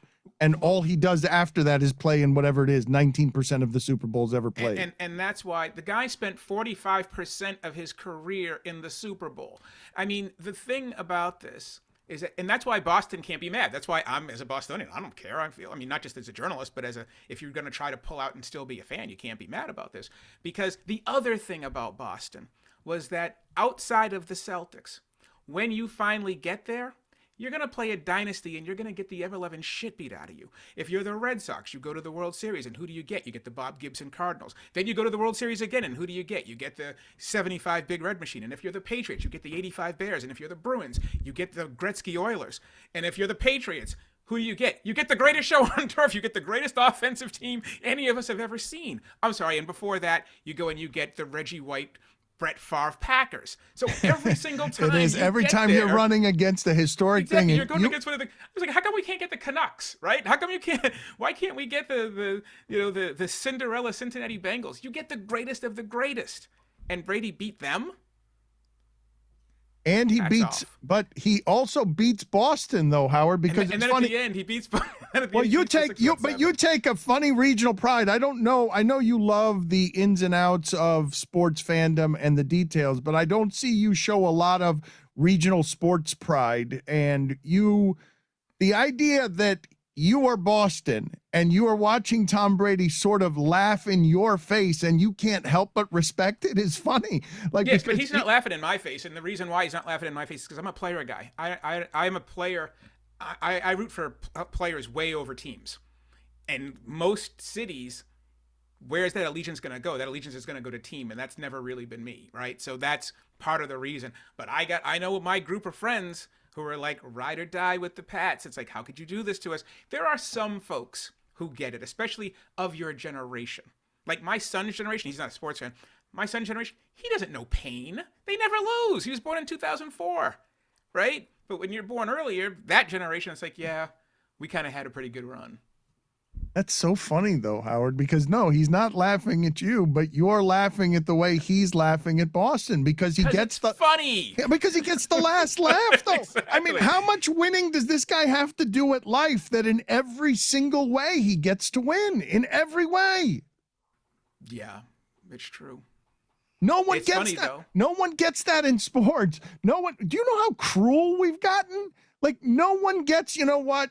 Like, we're sitting here doing this 10-part documentary on Michael Jordan that he's crafting to celebrate a Nike commercial, to celebrate how great he was, and showing you a little bit of the asshole he thought he had to be that great. And Tom Brady's here, and you can make the argument right now that Tom Brady is a bigger winner than Michael Jordan. That we just watched the biggest winning that there has been in sports. How? It's impossible that a 6th-round pick, 199th pick in an NFL draft, it's impossible that would be the greatest winner across this ecosystem that you guys know so And well. I was going to take issue with you on that just for perspective, but I think when you add that last element, I was going to say, look, Bill Russell won 11 championships in 13 years. He's the greatest winner. And two in college and 2 as a coach. And don't forget the Olympics. And however, he wasn't a 6th-round pick, right? He's a top pick. And so he was 2nd pick, right? So, when you look at that, when you look at where this guy came from, that's a hell of a story. It's crazy. It doesn't even make any sense. Like, you could do winners and Mount Rushmore, but it's not that guy that gets to play. Ben Roethlisberger's pretty good. Ben Roethlisberger looks totally washed at the end in a way we can all see. You don't get to retire at the top of your powers. Like, in what world? And what's really funny about that, too, is that if you're just going to throw comparisons out there, there was a time when a lot of people believed that Peyton Manning was a better quarterback than Tom Brady. I was one of them. I was one of them. I was one of them. And he's boat raced Peyton Manning the way you're looking at it now. Couldn't be more wrong. He's made me look wrong for daring to say, Howard, I'm not kidding, for daring to say 7 years ago, and all I'm doing is simple math here. Well, every quarterback ages at 37. It's happened throughout the history of time.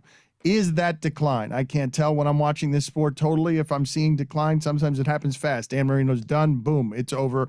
I've seen it, and you're losing 62-7. Is that deep ball accuracy something to watch as the aging of Tom Brady? And he had another Hall of Fame career after I dared to question that.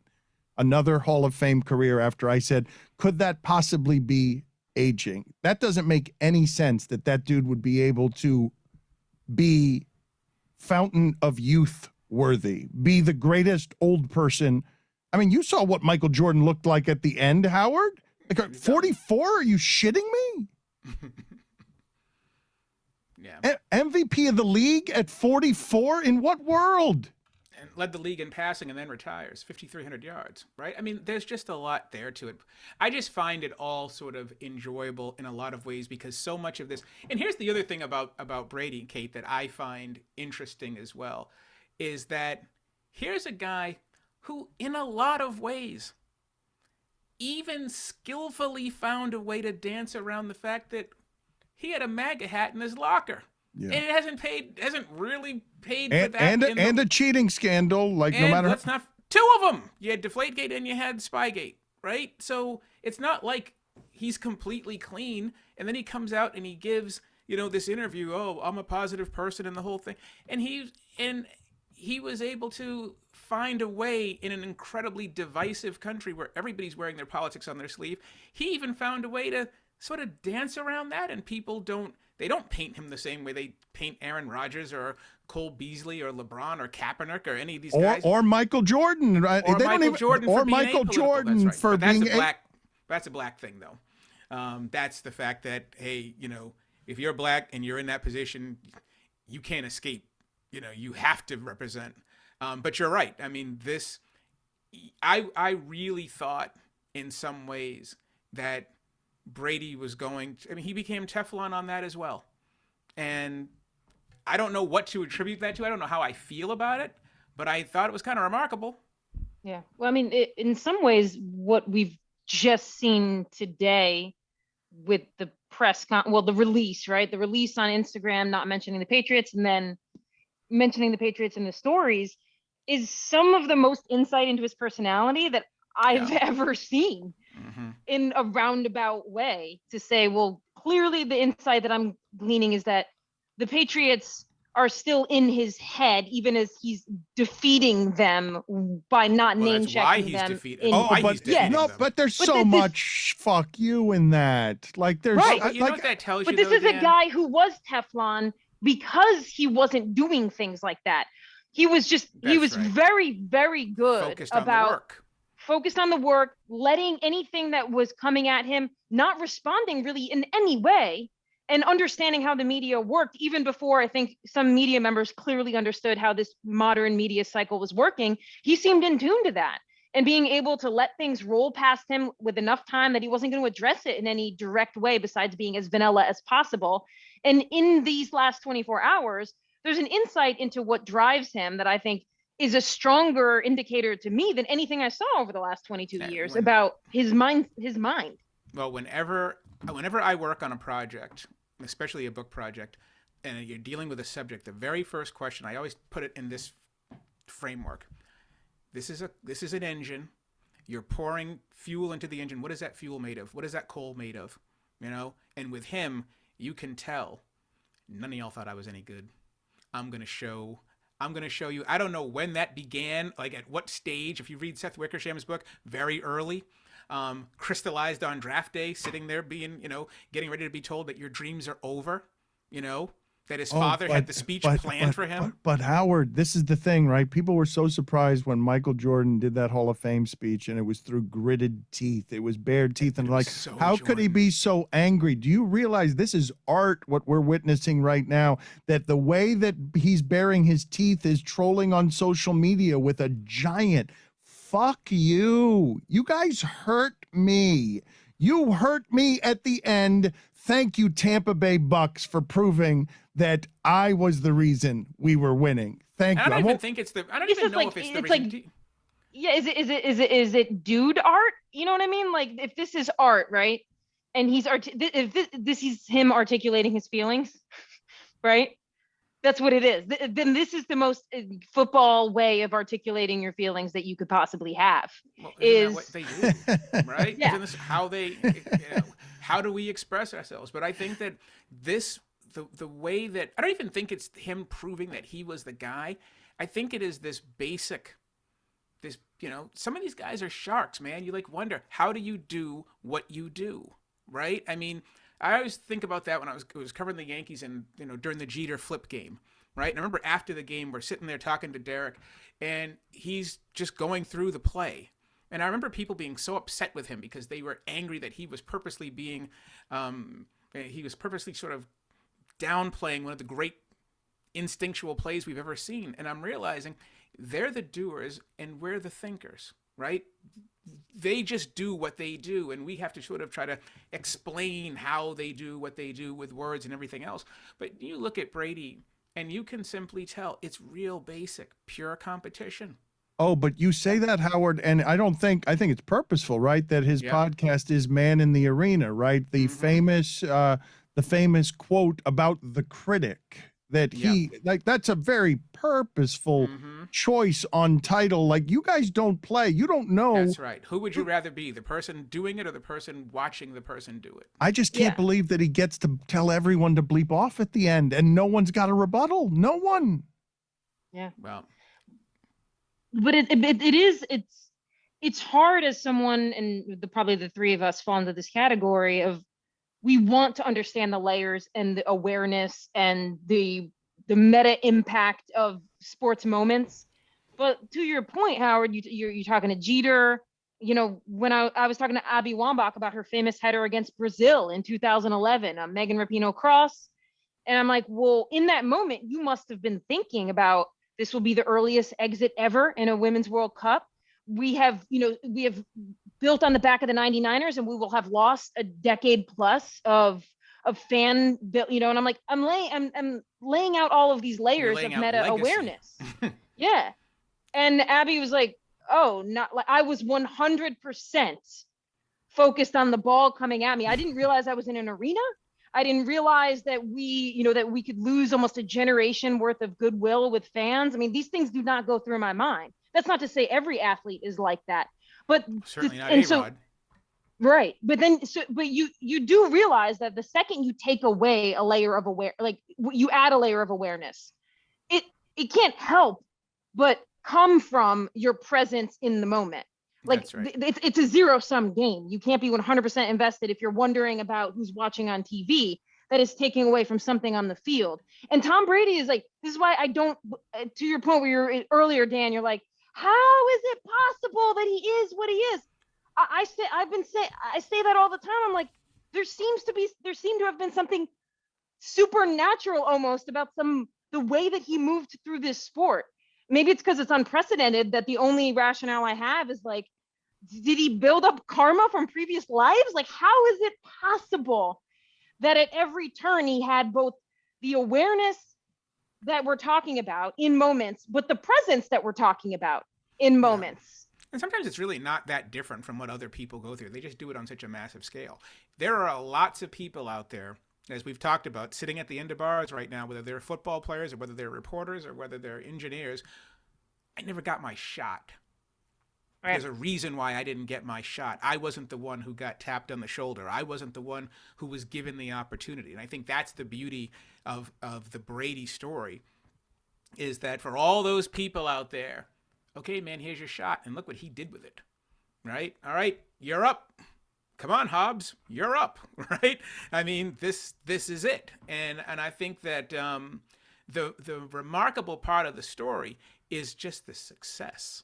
Because it's not clean. Like there's a lot of Tom Brady losses. You lose to the Giants twice. You get beat in Philadelphia in the Super Bowl. You're supposed to lose to the Seahawks and the Hawks.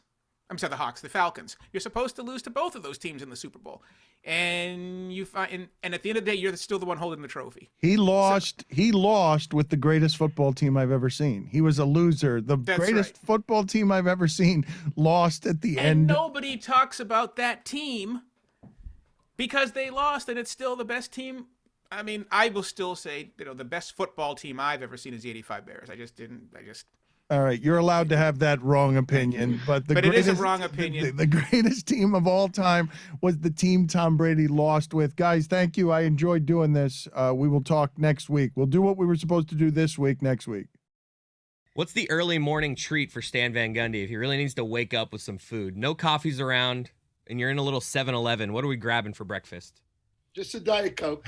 Wow. That's it? Well, DC? Love a DC. I don't drink coffee, so. Let's start there, Jemele. He's got very unusual food tastes, according to us, very plain food tastes, but he's willing to defend every single one of them. So how do you feel, Jemele, about Stan Van Gundy? I don't want to misrepresent you, that the best of all the chips is the Lay's plain potato chip. Do I have this wrong, Stan, or do you have something that you would... If I'm eating just a chip with no dip, yes, I'll go with the Lay's potato chip. But generally, I'm going with a nice French onion dip, or a nice onion dip, not French onion dip, nice onion dip, and that'll be with the Ruffles because the Lay's will break. Yes. In the dip. So yes, you're right. They don't hold up well. Not at all. Dip. No, not but at wait, all. you don't do French onion dip. You do just onion dip. Well, I don't know. I think it's just onion dip. French onion's like a soup, right? I mean, what makes the I don't onion know what it is, but it's onion dip, and I gotta have. I got you. I gotta have Ruffles. I gotta have something that'll stand up to the dip because I'm loading that chip up with dip. Yes, right. Ruffles has ridges, Stan. That's what you're trying to Yes, say. it does. Yes. Correct. Right. Yes, it has ridges. Now that is actually not a bad food take. See? However, See? the fact that you are drawn to Lay's potato chips, and you believe that on its own, that very vanilla, basic chip is good, or is the creme de la creme of chips, is just sad. I mean, frankly, this is a sad indictment, Stan Van Gundy. No. First of all, the basic stuff is always the best. It's your foundation. From there, then I can branch out into any taste. I could go whatever, dip I want to go to if I've got a nice plain chip. But if I've got some flavored chip, a barbecue chip or whatever else, sour cream and onion, all of that, it's just not going to hold up. It doesn't give me the flexibility to branch out into other flavors. So you must be the type of person who do you only eat chips usually with dip, or do you just have just a bag of just chips just to enjoy the chips? Oh no, I'm usually going to go with a dip. Yeah. Okay. Now we're unraveling this. If somebody has it, but yeah, if I'm going to have a snack, I'm going to have a dip with my chips. And so I need a very basic chip that's, not going to, I don't want the flavor of the chip to overpower the dip or to, conflict with it. And I need a chip that will stand up to the dip. Have you not had chips with a sandwich, Stan? Oh, it's a sneaky. No, I have. And if I have chips with a sandwich, then it'll be a nice plain chip. It'll be, a Lay's potato chip. Occasionally, I got to say, I'll go with the Fritos. Get wild. Fritos. Whoa. What are you dipping a Frito in, Stan? I know. I'm gonna wacky. Step out and get a little wild there. Yeah, when you're feeling like a rebellious anarchist, Yes. when you're like, I'm gonna put Going some from, Fritos when I'm on this. gonna going from really potato to party corn, in, yeah. When I'm gonna really party, I'll have some Fritos. Attaboy. But this is the thing, though, is that I feel like you do not appreciate chips on their own without dip. You see, that's the whole point of the flavored chips. Like I'm all over the map. Don't get me started with a good jalapeno lime chip, a good barbecue flavored chip. He's gonna be disgusted by this. Look at him. That's terrible. And like my wife has these like lime chips or something. I mean, it's just like, what are you doing? She's got the lime Tostitos. I know she does. Yeah, I mean, it's like, what are you doing? Those are not exactly. Those are not because she's a patriot. That's why. That's right. No, those are not chips. Basic chip. If you want to add flavor to a chip, you do it with the dip. You do it with the dip. You don't like put it in the chip. And, because the thing is with the dip, I decide, do I want dip on this time? Yes, I do. And how much? How much do I want? I love the But conversation. if you're going to just flavor the chip, you're deciding for me, and I don't like that. I want the freedom of choice. I'm a pro-chip choice person. Do I want the dips? Yes, I do. So based off your chip taste and your gravitation toward plain chips, I feel like that I am well within my right to ask you this. Stan, where were you on January 6th? I just want to throw it out there. January 6th. Oh, actually, I have an ironclad alibi. 2020. Jemele, where might you have been? It's a fair accusation, Jemele. Plenty of people saw me. No. I have an ironclad alibi. Because you're on CNN. And I was probably eating some chips. No. Some onion dip in the afternoon. He's offensive on a number of fronts, Jemele. It's not just this one. We've gotten stuck in the chip quick stand, but what is the best of the sandwiches, Stan? I'm going to go with just a pretty basic ham and cheese. I'm not going to branch out too much. And just, some mayo, some lettuce. I don't want a lot of stuff. I don't want 100 different flavors in there at once. Okay, that brings to mind a second question, Stan. Have you ever been incarcerated? Just curious. Yeah. I'm really curious. I have not. All right. Well, just sure. I have spent some time at the local prison, in the last couple of years, but not as an incarcerated. As a teacher, at meeting prisoners, doing good work, and eating unbelievably plain prison sandwiches. So I'm just like, okay, so Stan has the taste buds of a community organizer. I get it. Okay. I'll give you so many of these. Stan, the correct way to eat. Well, first, Jemele, what is the best of the sandwiches? What gets your nominee? Oh, peanut butter and jelly. Like, if we're going there. Like, Okay, peanut butter and we're jelly is going like the good number with one. that now. Jemele and I can agree on that. Now, what kind of jelly, though? What flavor of jelly? I'll go grape, but let's say I'm feeling a little spicy. Let's just say, then you go strawberry preserves. If you're feeling a little spicy. As with any divisive topics, Dan, if we work hard enough, we can always find places of agreement. I don't want peanut butter and jelly. No. Jemele and I don't want unity here. I didn't put you two together. We have found a place of unity. No, I don't want unity here. I want to talk about how. Thank you for nothing, Stugotz. I want to talk to you about how you eat popcorn. What is the correct way to eat popcorn, and how do you feel about these caramelized or other popcorn flavors? So this is timely because after the game we did in Milwaukee on Tuesday, we got together afterwards to have some drinks, and I wanted some popcorn. So this guy goes and gets what he says is popcorn, and he brings in, he's got one of them that is he's got the caramel corn, and then he's got one that's jalapeno and something, and he's got one that's cheddar cheese.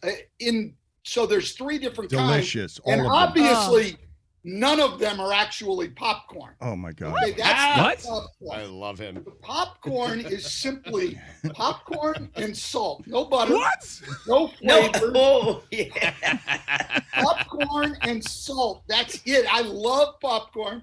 Eat it probably 5 days a week, and that's the only way you can have popcorn. You're eating air. I'm with him on this. If you're gonna have three options, the plain's got to be one of them. But no butter? Yeah, but you need butter, Chris. You do. No butter. So I'm going to surprise you here. I actually agree with this take. Yes. I think that cheddar popcorn tastes like the inside of a sock.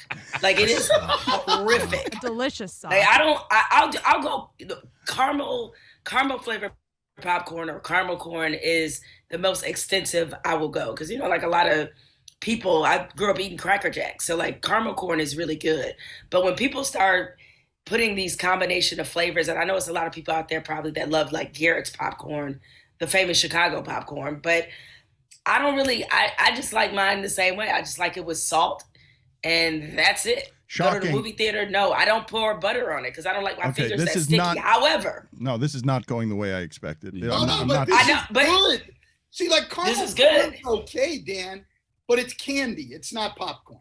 It's candy. So Stan, I'm going to encourage you to try something the next time you have some popcorn. Or I'll say if you happen to venture out and go into a movie theater, you get the popcorn, you get the salt, and then you pour Raisinets in it. And this is oh my what we God. got into pour Raisinets in that popcorn, What? Stan. No. Live a little. Blown his mind. Yeah. Live a little. You do not put candy in popcorn. My kids do that. They get it and put like M&Ms in there. Reese's Pieces. You don't mix the two. Yeah, Stan, you're right. wild. Stay strong, Stan. You're right. You don't mix the two. No. Raisinets you only don't taste mix good it at till the you movie ruin theater. the candy and the popcorn. Yeah.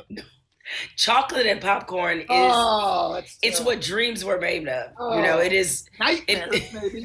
Nightmares. Put it on the poll. Put both of them on the poll, please, for me, Chris. Caramel corn, is it popcorn or is it candy? And do you ruin the popcorn if you put Raisinets in it? Stan, what kind of bagel do you go with?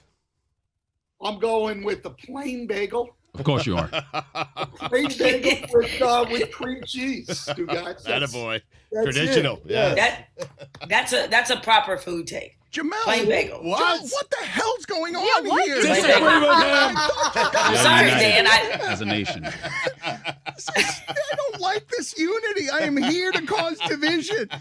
I don't look at it as unity, Dan. I look at it as my efforts in terms of education are paying off, and more people are coming my way. Look, all you have to do is take one look at me and realize that I have credibility on the food issue. I speak from a point of experience, and people should listen to me. Okay, so we have talked to you before about just how delightful and delicious it is for you to wake up in a hotel room and for M&Ms to be there in some form. What is the best of the M&Ms? Well, the best M&M's a plain M&M, but this morning I didn't have those in my room, so I went with the peanut M&Ms, okay, which are also fine. And then there are no other M&Ms. Like the rest of that stuff, I don't know. They've come out with like carrot cake M&Ms, pretzel M&M. All right, you're going too far. Peanut butter M&M, Peanut butter, yeah. No, lime no. pie. You gotta be kidding me. Cake batter If M&M. it's going to be a PB&J sandwich, Right. or the greatest of all is peanut butter on your French toast. That's the best. But I'm not putting peanut butter in candy. Peanut butter on your French toast. Now, for you, given your other takes, that's just like saying like, hey, by the way, I want to stay porn. That is a wild take. Wow. That is a wild take. No. A wild admission. That's more extreme. It's Corn just and peanut bread butter, with yeah. peanut butter on it. If you like a PB&J, piece of bread with peanut butter on it. Got it from my grandfather years ago. It's the only way I'll eat French toast. I'm not eating French toast unless there's peanut butter available. Forgive me for this because I don't mean to shame you, but since we're already here and the segment started with you saying that I had a Diet Coke for breakfast and cleverly omitting that you also had peanut M&Ms for breakfast. That you got He's balancing everything out, Dan. That was normal.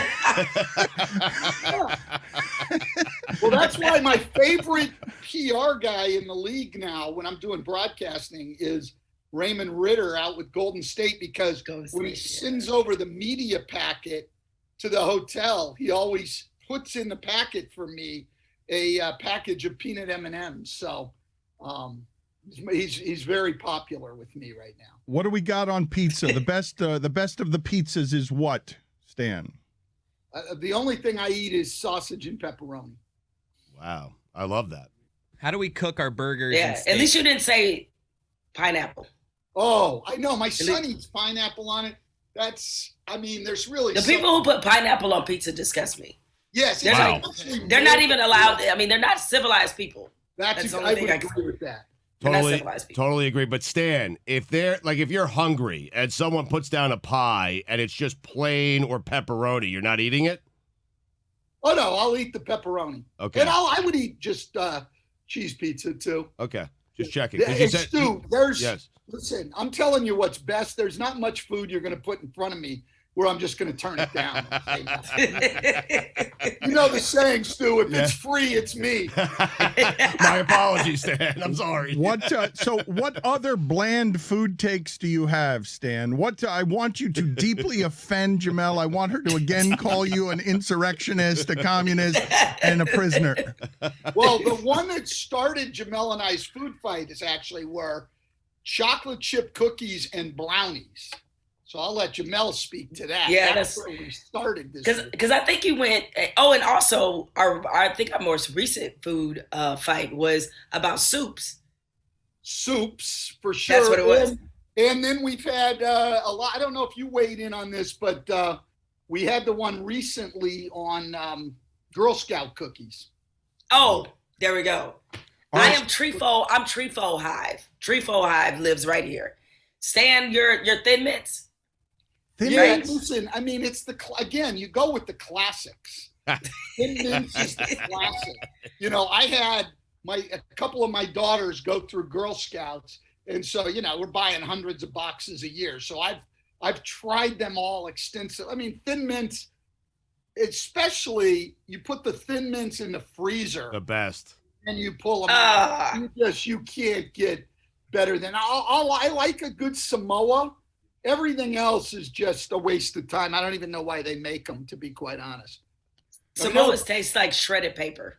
Oh, no. Shredded paper. They're brutally bad cookie. No. Samoas are a strong second to Thin Mints. And the tag-alongs have peanut butter in them. Terrible. You should not be putting peanut butter in candies. And I don't like peanut butter cookies. No, I want peanut butter on bread. That's all I want. Wow. I'm going to say a thing. Here. Say it. I support them every year. Yep. My wife gets many boxes. They're all crap. You're an asshole. You are an asshole. Except the Thin Mints. Except the Thin Mints. Chris. That is terrible. That's bad. Where were you January 6th? Yes. Wow. Okay. Wow. You're getting reckless. You're getting reckless with these accusations, and I'm just saying. She wasn't making an accusation. She just wanted to know where he was. Right. Just wanted to know. No, it feels like there's a great deal of suspicion around this. I want to understand the correct way to eat a chocolate chip cookie. The best way: hard, soft, and milk. Stan, what do you have for me here? Okay. Well, here's the thing. If you're getting them hot out of the oven and they're warm, then you want a soft chocolate chip cookie. But if they're cooled down, you're not getting them warm, then I want a hard chocolate chip cookie like a Chips Ahoy. So it all depends on the warmth of the cookie. Milk or no milk? Dipped in milk or no milk? No milk. Jemele, thoughts? I agree with that.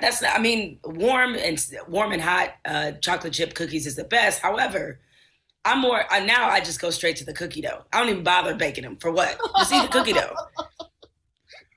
Cookie dough's better. They say it's dangerous. Kind of like they tell you, don't remove the tag on the mattress. I'm here to live. I'm here for a good time, not a long time. I'm eating that cookie dough. But it's uncooked Straight eggs up. in the cookie dough. So Eggs, what? Schmegs. Yes. Okay. Put it on the poll, please, at LeBatard Show. Cookie dough, wonderful or too raw? No, thank you. What is the brownie disagreement? Well, at that point, I believe Jemele was taking brownies over chocolate chip cookies.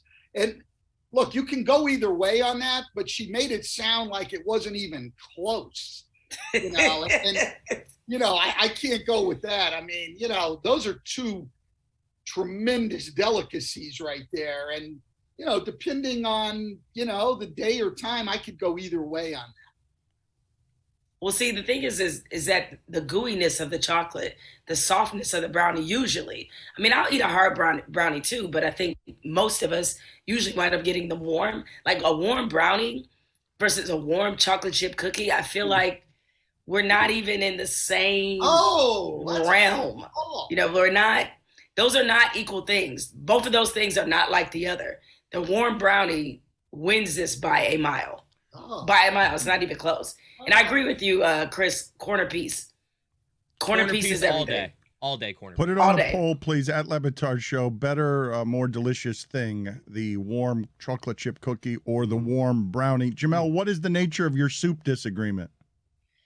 So I think chicken noodle soup is the GOAT soup, personally. But I think, Stan, was it chili? That's yours? Oh, I was in a clam chowder. I want a creamy. Oh, clam chowder. I want a creamy soup, and not the Manhattan clam chowder. I don't even know what that is. That is disgusting. That's what it is. It's gross.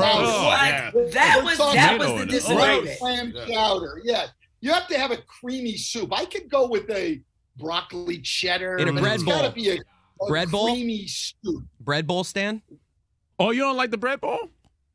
Thumbs down for No, Jemele. I'm not into the bread bowl, really. What? That is the upset of the century. Well, I feel like, look, shit. if I want my clam chowder, Right. if I want my clam chowder, I want as much of it as I can get, and the bread soaks up. You don't even some need of the you don't even clam need a chowder, spoon so I'm though.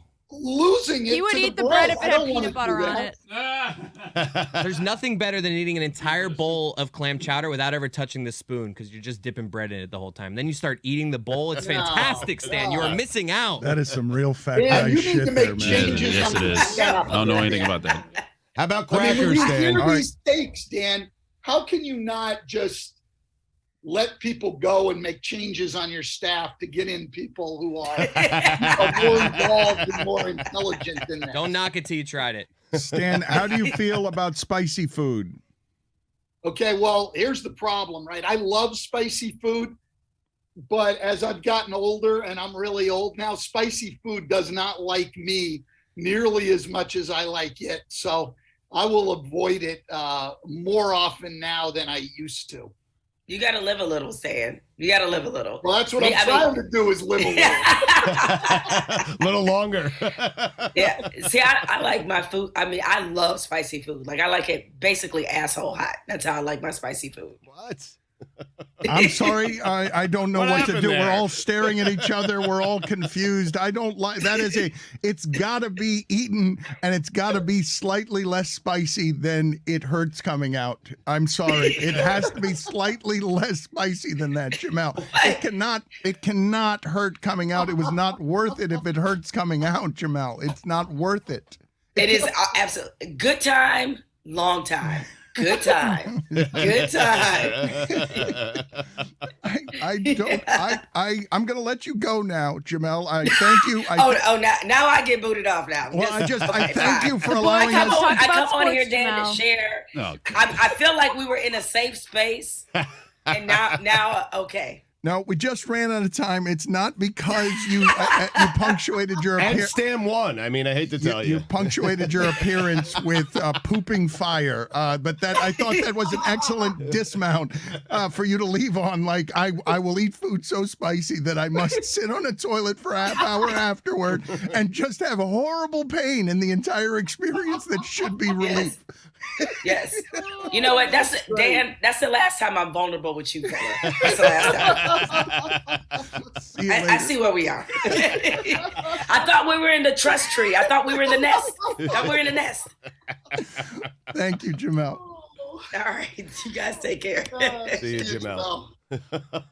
Boom. That's our first break. Boom. Yeah, we'll pick it up with Stan after that.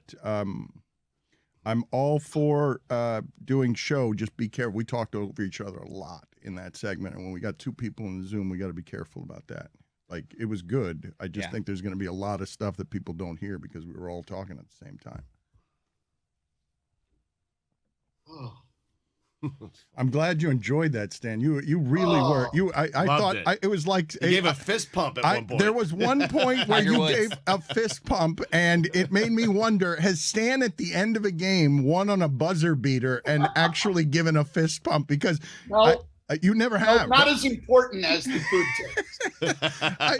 That kind of emotion out of you was startling because I've seen you do some winning in the NBA at the end of games, and I have not seen you run off the court as excited as you were when Jemele agreed with a couple of your crappy food takes. Oh, Jemele has come around, and I appreciate that. It does seem like you won the argument. I want to talk some basketball stuff with you, but I also want to find out how you absorbed everything that happened with Brian Flores. Well, first of all, it was, I can't even really think of the word, but it was, it was really incredible that somebody who's a relatively young guy and has a young head coaching career, had the courage to take on the establishment, because he may very well have been able to get a job in this cycle as well as he did in Miami. And he certainly would have been a leading candidate going forward. And for him to go out and sort of blow it up, and not just on the job thing, but then on the tanking of games and everything else. I don't know if we'll have an owner that will have the guts to hire somebody as strong as Brian Flores. So for a guy to sacrifice his career to stand for what he believes in, it's reminiscent of Colin Kaepernick, who are willing to actually sacrifice. It's not that hard to speak out when you don't have anything at risk, but man, for him to do that, I was shocked, to be quite honest.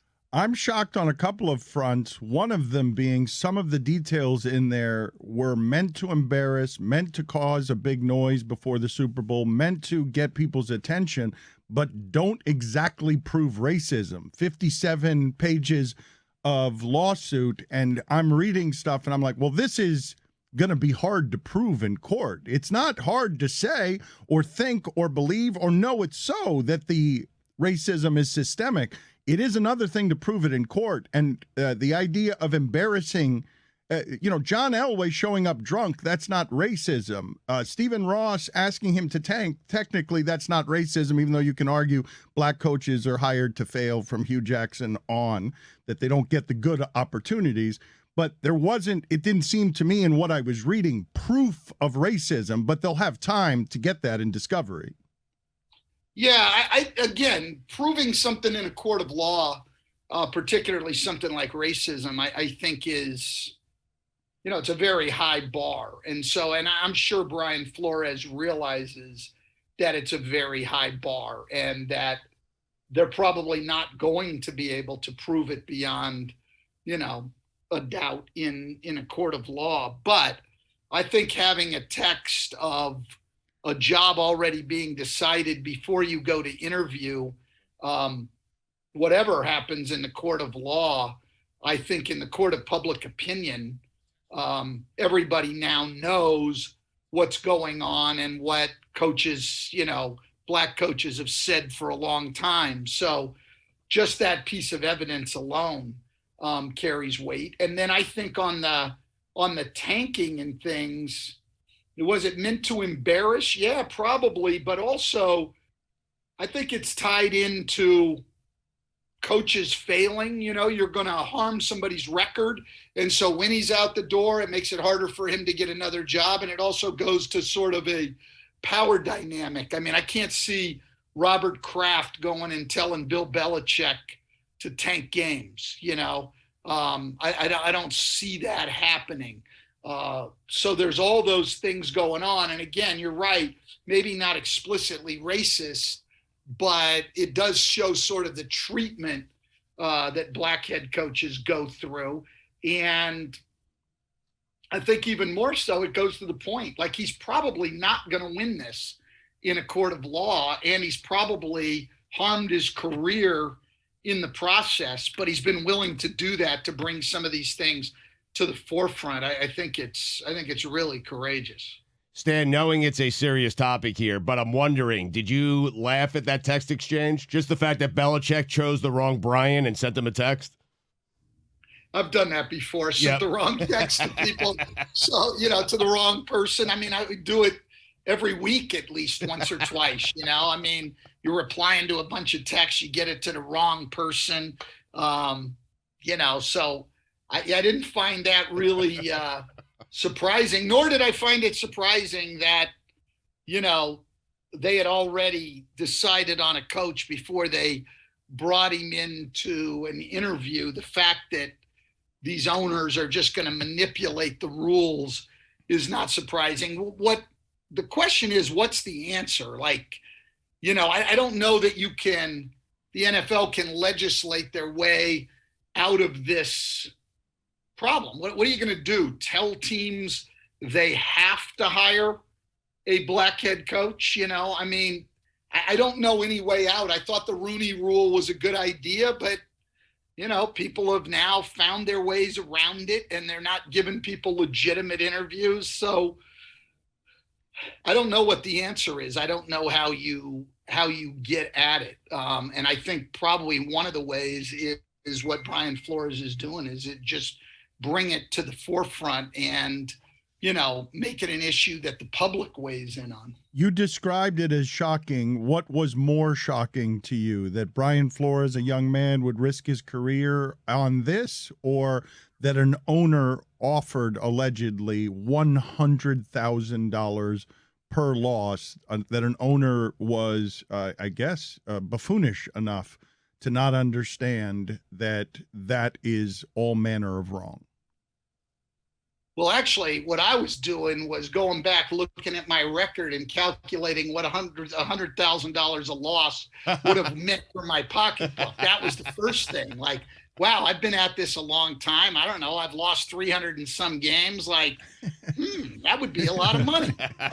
So that was the first thing I thought. No, to me, it was all shocking. What I was amazed with was Brian Flores having the courage to do it. But the tanking, I was like, wow, really? I mean, I know people tank. I mean, that's obvious, but you're paying a coach $100,000 to tank. I mean, you're fixing games. I mean, I would think the league would have a lot of interest in that as well. What do you do, Stan, if an owner comes to you and makes that? It's a bribe. It's not that he was being paid $100,000. He said no. He said no. He didn't accept the money. Yeah, I wouldn't either. I mean, that's absolutely absurd. And, I mean, what do you do other than say no? Like, you're not going to turn your owner into the league. I mean, it's, I think one of the things that probably shocked Stephen Ross and other owners is that a guy like Brian Flores, a young guy who's presumably had a good career ahead of him, would come out and implicate an owner like that. Certainly, I don't know who the next owner is going to be that's going to say, hey, yeah, let's hire that guy. Stan, 425 career losses. Do the math. 400. He said it was 300 something. Boy, you were really trying to lie to our audience there, Stan. Yes, I was. Yes, I was. We're trying to forget 100 games. It's a lot of money, though, Stan. I mean, it's like $42 million right there, right? I mean, let's collect from the owners I worked from. You've collected enough from collected enough from the owners you've worked with. That is true. That's a solid point. That's a solid point. I want to ask you some stuff here before we get you out of here on basketball-related issues. I know LeBron James isn't done. I know LeBron James is still great and kind of crazy great for his age, but you don't believe in the Lakers at all, do you? No. Well, for one thing, everybody keeps saying, well, when we get everybody healthy, I think that should be an if, not a when. I mean, when you're dealing with the guys they have on their roster and the age of their players, I don't know if full health is anything that they can expect You never want to count LeBron James out. He's, proven doubters wrong too many times, but I just don't see it in this team. Like, you'll see him look good for a game or two, but I just don't think the fit is good. And I just don't think they're good enough. The names on paper are great, but they're just not in their prime. I mean, look at that entire roster, and there are 2 guys on the entire Laker roster. Well, now I think there's 3 with Stanley Johnson, but so there's 3 guys between the ages of 24 and 31 on that roster. And one of them's Kendrick Nunn, who hasn't played a game. Stanley Johnson was cut by the Bulls and has come in late. It's Anthony Davis and either really young guys like Talen Horton Tucker and Malik Monk and those guys, or really old guys like, Westbrook, Carmelo Anthony, and those guys. There's nobody in their prime other than Davis. And there's no precedent for a roster constructed that way to be successful. Stan, what's the best team in the East and the best team in the West? The West is Phoenix is the best team right now, but they and Golden State will be a good series when Draymond Green is back. The East is really, really hard. I mean, to me, Milwaukee, Philly, Miami, and Brooklyn, I think you can make a case for any of the 4 of them. And Chicago's at the top, and I didn't even put them in there come playoff time. And Cleveland's been amazing. But the other 4 teams, and we haven't even seen Brooklyn yet. With Kevin Durant and everybody healthy, that's a lot of talent. If I had to bet right now, I'd probably take the Heat. Yeah, that's right. And you think the best team in the league is the Heat or Phoenix? Oh, no, not even close. I think the 3 best teams in the league are in the West. Phoenix, Golden State, and Memphis, I think, are the 3 best teams. But then from there, the balance, the East is a much, much deeper conference than the West this year. But I think the 3 best teams are out West. I mean, Memphis is hard to figure out because they're playing like they're championship contenders. And for some reason, it's just hard for me to see them, as young as they still are and as inexperienced as they are, being able to get past either Phoenix or Golden State in the playoffs. Besides Ja Morant, tell me why the Grizzlies are good, because I have no clue. What's amazing about them is everybody points to Ja Morant, and their record's better without Ja Morant, considerably better than it is with Ja Morant, which is amazing. So they started the year 9-10. Ja Morant got hurt. That's when they turned their season around, when Ja Morant was out of the lineup, and now they've continued it as he's come back. They had one of the most remarkable defensive turnarounds I've ever seen. When they were 9-10, they were last in the league defensively. When Ja Morant was out, they were first in the league defensively. And now since he's come back, they're hovering around 5 or 6 in the league defensively all the time. So I would say Ja Morant, their defense, Jaren Jackson is really making a jump now, played really well last night against New York. I think one of the most unrecognized players in the league is Desmond Bane. I mean, he should have at least gotten a couple of all-star votes from people. I'm not saying he should have been in the final 12. One of the most efficient shooters in the league, strong as hell, can now put the ball on the floor. They've had a lot of guys make a jump. And the other thing is they haven't had their second best player, their second leading scorer, Dylan Brooks, has been out. So this is a really good team. They're probably ahead of where we all thought they would be by a year or two. But Phoenix and Golden State are just so good. I think they get to the second round and get beat by one of those teams. Who's the best player in the league? Wow. I mean, there's so many good ones. It's hard. I mean, I've been saying all along that the MVP should be Jokic. But Embiid has certainly made his case. Giannis has made his case. LeBron Jimmy Butler has made his case. Not Jimmy Butler. Come on now. But I would say those are probably the best four right now. But I'll take Jokic. I mean, if you just look at Denver's roster, they don't have their second and third leading scorers for the entire year.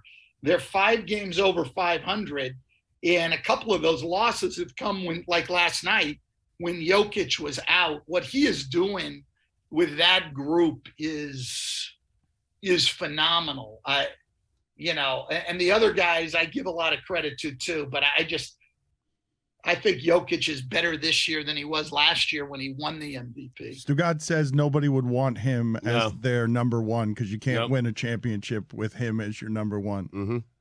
Well, I'd have to see him with his number 2 and 3 before I would make that determination.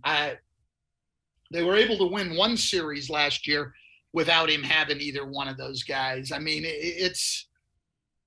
the second best player on that team right now offensively is Will Barton, and the third best player is Aaron Gordon, who was the 4th best player in Orlando before he got traded there. So that's who he's playing with right now. His bench is like Bones Highland, JaMychal Green. I haven't really seen. Give me the stat of the day. I think the last time I saw a guy carry a team this much was probably LeBron in Cleveland, which he did several times. His first round in Cleveland, but the team he took to the finals in 2007, I think, is the last time I remember somebody carrying a team this much.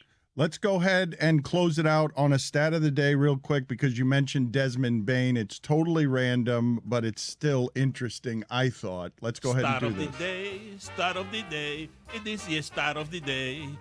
Start of the day, start of the day, it is your start of the day. Start of the day, start of the day, it is your start of the day. Start of the day, start of the day, it is the start of the day.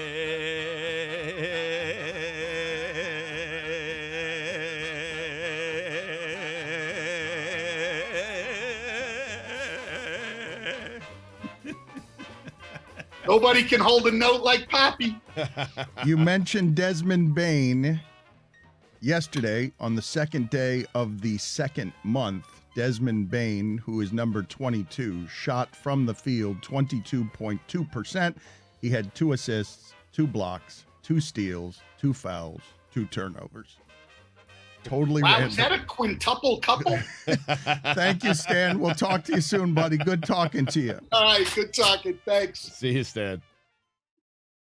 Stugotz, the survival of the fittest ecosystem that is sports in general has LeBron James having some moments where no matter how good he is, the young people in the sport who want the stuff that LeBron James has had are doing things like Desmond Bain did the other day after the Memphis Grizzlies. Speak of the devil.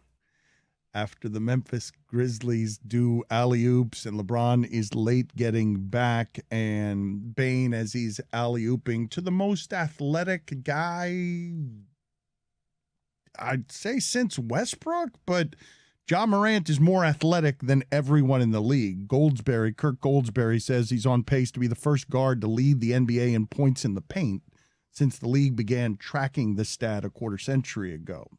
He can do things in the paint because he's more athletic than everyone else. And Desmond Bain the other day, while LeBron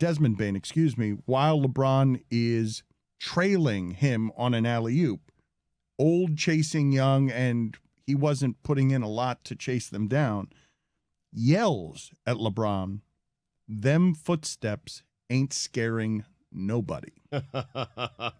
As Ja Morant says after rolling over the Knicks, quote, "There ain't no running in the M, man. We climb up the chimney. We ain't ducking no smoke."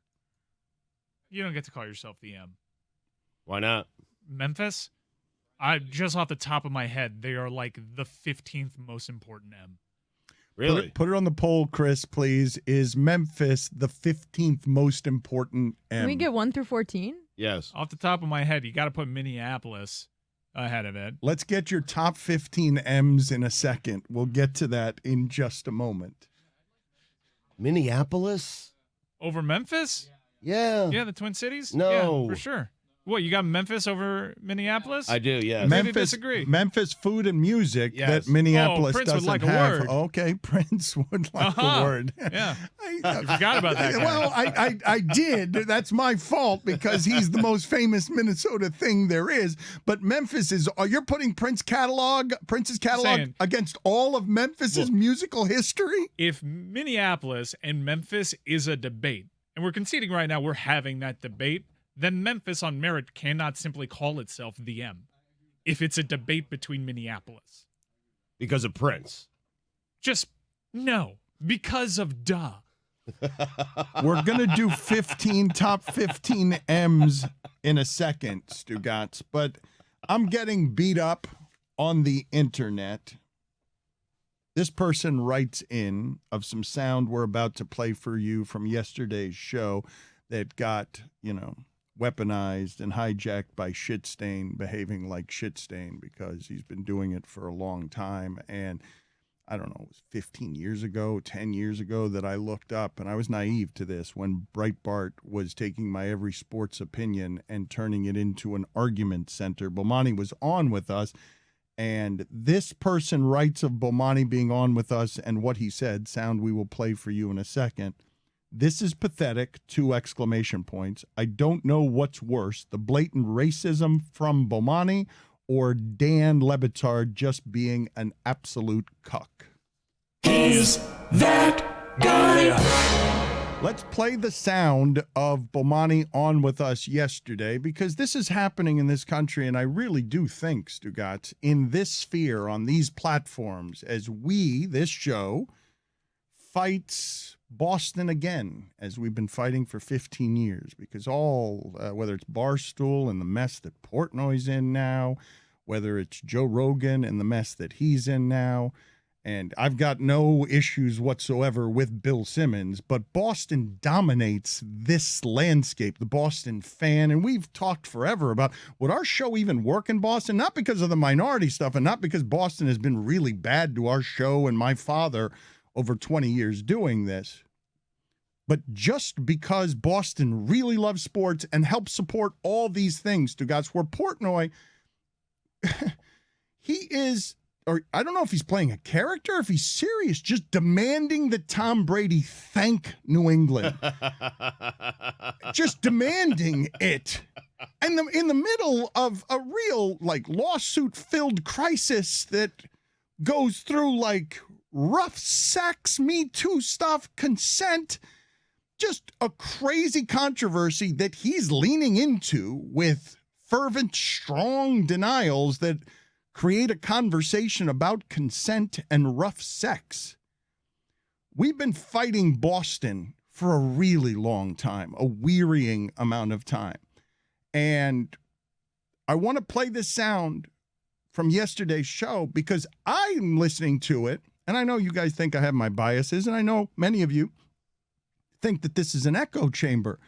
But I just thought Bomani was kind of matter-of-factly saying something that we all know to be so, and yet the discomfort of white people when you question the way that power is used and has historically been used by white people, in order to change this, we require the discomfort of white people, and yet the cries for equality are always threats. The cries for equality, Stugotz, it's such a simple thing. Black Lives Matter, no, they don't. Please stop police brutality. Well, is it really brutality?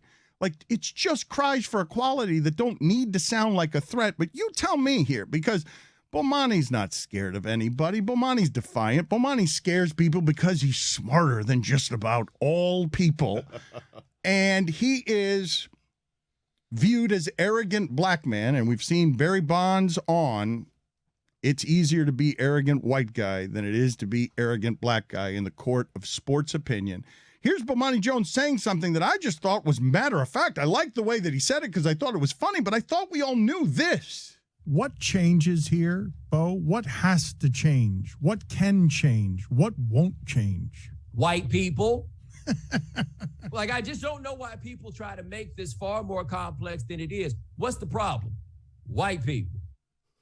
Well, now hold on a second. This is I want the whole sound, because that I can understand people objecting to. Of course. I want the whole sound. Well, that's the sound that Clay Travis clipped and put out. No, but the rest of the sound where he's given the context of saying not all white people. He's giving the context of saying, isn't it obvious that the people in power have largely been white, and this keeps happening because the people in power have largely been white? There's not access to the power. The thing I was talking to you about yesterday, Stugotz, about the plantation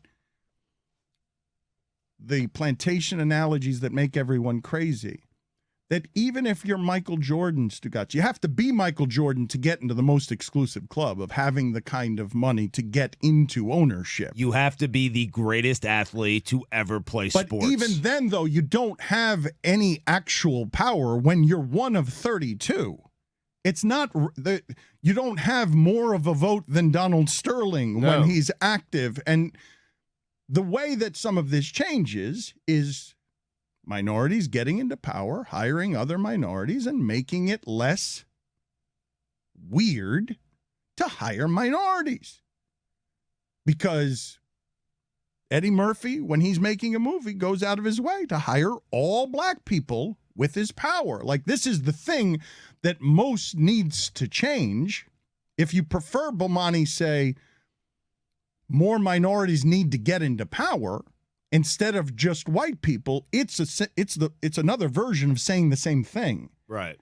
And it can't change until some of these people get into power, but it also can't change unless white people stop being threatened by these people getting into power, which is what the Brian Flores lawsuit is about. This is so ingrained, so systemic, that I can't get through the labyrinth to get to the power because I'm an angry black man whenever I try to get anywhere close to the power. So if you would, Mike, if you could just get me the entire sound, because I can understand why people would object to, just blaming white people with no context. If they just heard that, when Mike just played, of course, you would be upset. But many of them... I wouldn't. I'd kind of get it. No, but you can understand why people would be upset. I understand the conceit there. Yes. I know what Clay Travis, shit-saying shit-sir, is trying to do there by just isolating that clip. And yeah, throughout American history, the problem, largely, white people. Okay, but let's just build the bridge to less discomfort among white people, because white people can be defensive when you group them all together, and then it becomes, well, I'm not wearing a Klan hood, don't call me racist, let's fight. Let's just give the entirety of the sound. What changes here, Bo? What has to change? What can change? What won't change? White people. Like, I just don't know why people try to make this far more complex than it is. What's the problem? White people. Now, not every single individual white person. No. But in the macro and the aggregate, who are the ones that are making these decisions? White people. Who are the ones that won't change their decision making? White people. Who are the ones that only do anything in a different way when it comes to these matters at the threat of litigation? White people. So I need to ask y'all, what is it that can change? Y'all the ones that know these white people. Y'all the ones that be hanging out with these white people. Y'all the ones that know the ones that pretend to be such good people and then make all the same decisions as everybody else. So I don't have that answer there. I thought it was pretty inarguable, right? Unless you're super defensive and think he's calling you specifically a racist. In Clay Travis's defense, Dan, he only made that point a second after he finished clipping the original clip. You can't expect somebody to listen for just 1.5 more seconds. It is a big, monumental ask. So, Stugotz, as you see some of this happening, and I don't know if you saw these quotes, but I told you this story recently. I'll repeat it again because I found it that kind of flabbergasting. Kirk Ferentz, the coach at Iowa, found himself in a position where his strength coach was treating the unpaid labor in a way that got him gone for being racist in tone and got him gone in a way that was so smearing that Urban Meyer immediately tried to hire him as soon as he got to the pros because he's a good strength coach. Iowa decided to do something about it, not acting, but reacting, which is the way this stuff always happens.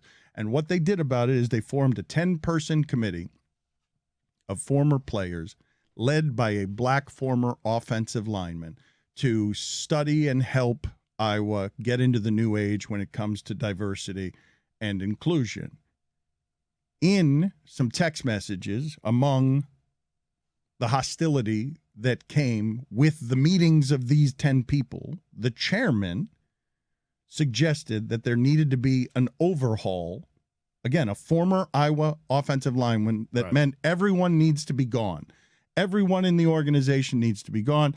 And Kirk Ferentz's next move was to disband the committee, to have the power to disband the committee. Never mind, we don't need the committee anymore. I don't like that suggestion. The results were, I have to leave? No, disband the committee, which is a major, major problem. Well, the next step on this, though, because I've told this story before, and this is not surprising. Now listen to what the white power Kirk Ferentz says after disbanding that committee, that today, as the players get real power and real money, guess what Kirk Ferentz says? I'm, quote, really worried about the state of college football. Why? Because it's not his college football anymore. Why? Because the players are getting the money, and the players can do things like form committees. I'm under duress and make suggestions that I should go, and I disband the committee. And now I'm really worried about college football. Why? Because you're a threat to my power. It's the same reason GMs are quoted anonymously by Sports Illustrated saying the empowerment of LeBron James is something that is the biggest problem in the ruination of our sport, the players having power. Well, Dan, with the transfer portal now, we're going to be recruiting throughout the entire year, and people saying that we're, paying the players. Daggone it, we're not paying the players. They want to come to Texas A&M because they love Texas A&M, Dan. And the portal and with the NIL, Dan, it's just a different landscape now. We don't have as much power as we used to, Dan. Let's play the it's a good impersonation. Either Jimbo or Ruth from Ozark. And you say you don't know shit Ruth. about fuck? Mark it, Dan.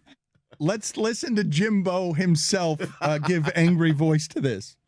Here's what I'm going to say, and this is point blank. This is point blank to the because here's hold on. This is a really good crazy. impression. It is a good impression.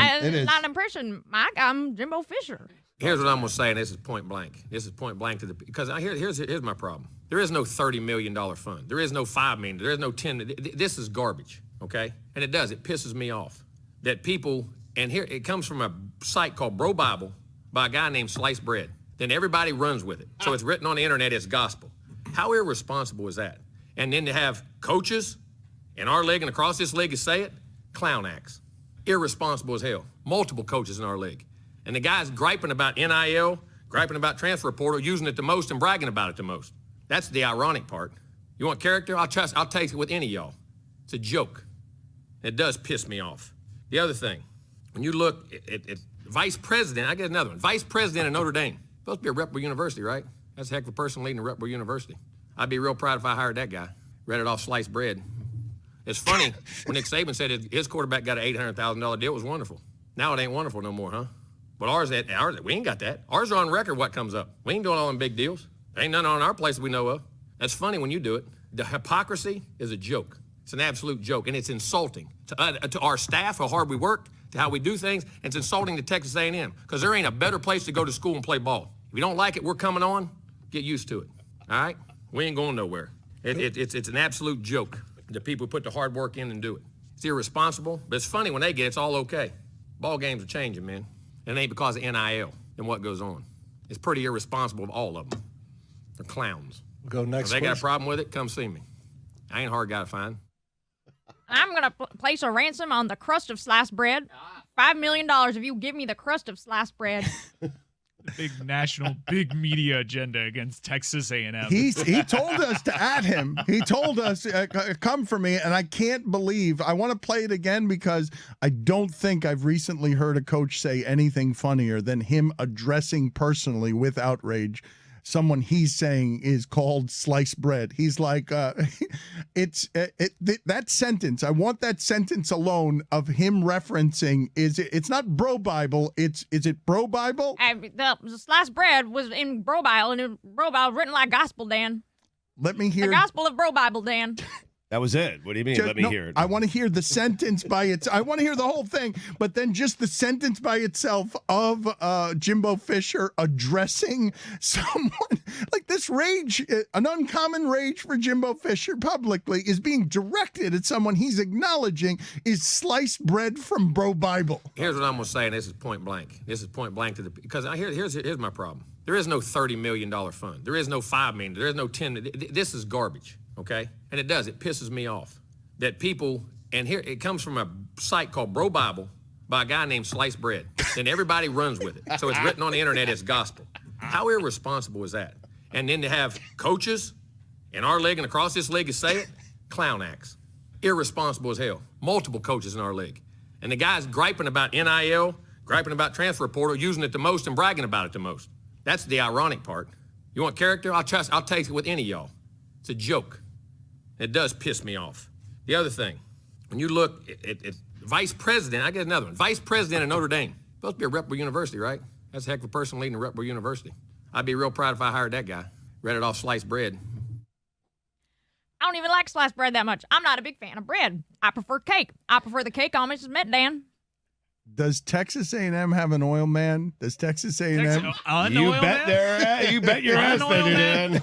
Like, Men. Let me be abundantly clear. Jimbo, don't do this. Just lean into it. There's not some big agenda. What? We don't even have money.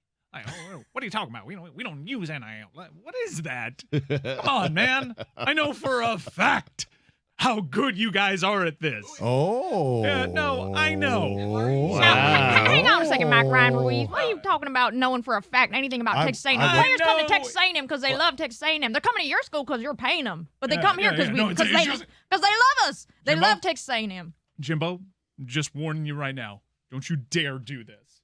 Don't you dare do this. Not for a second. Because if you want to go about it that way, and if you want to deny, and if you want to play victim in all of this, we can play it that way too, Jimbo Fisher. Okay, but a little birdie called Burnt Toast told me, Life Wallet? What even is a Life Wallet, Mike Ryan? I read on Bro Bible, a little birdie called Burnt Toast said, Life Wallet's not even a real thing, so riddle me that. Mike, we're doing the top 15 M's that you claim have more rights to call themselves as cities the M than Memphis. Wait, hold on. I'm sorry. Why is your face dripping wet right now? You just walked in here. You look disgusting. That's a hard list. It's a hard list. You're really sweating. It's been working uncomfortable. hard. Oh my God. Yes. You see his armpits? I mean, I know it's a sensitive topic. I'm not trying medication. to like. Yeah, sorry. I do actually. Can we cut that out? Number 15, please. Well, actually, I wanted to make sure this is a top 16 list. It's top 16 places that can lay claim to the M. John Morant, as we learned, refers to Memphis as the M, and I took exception to that. So top 16 places on the planet that can lay claims. Oh man, you seem unhealthy right now. You seem it's beyond discombobulated. What's happening to you right now? Lay claim to the nickname the M. All right, I'm ready to go. All right, this is sloppy and a mess, and perhaps we should stop and get you some medical attention because I haven't seen you sweat like this before. Number 16. Number 16. Manhattan. Good start to the list. Good start. Should be number 1, perhaps. But anyway, go ahead. We like to have fun. Number 15. Memphis. So they do crack the top 15. They do get in there. Number 14. Right. You're not crying, right? This is just sweating. Why don't you take You're crying. Marquette. Marquette, yes. So many great years of Dwayne Wade playing basketball there. They're the M before. Number 13. Miami, Ohio. Hey, if you're so hot, why don't you just take your hat off? No, we're good. You're wearing like a wool fedora. We're good. It's not a fedora. It has a dent in it. Miami, Ohio, Big Ben, of course. Miami, right? Ohio. That was number. What was it? Number 12. I thought that was number 12. No. Oh God, I forgot 14. Number 12. Miami, Ohio. Number 11. Miami Lakes. Number 10. Miramar. Miramar. Miramar, the hometown. Johnny Depp and Dan LeBatard. Number 9. Miami Shores.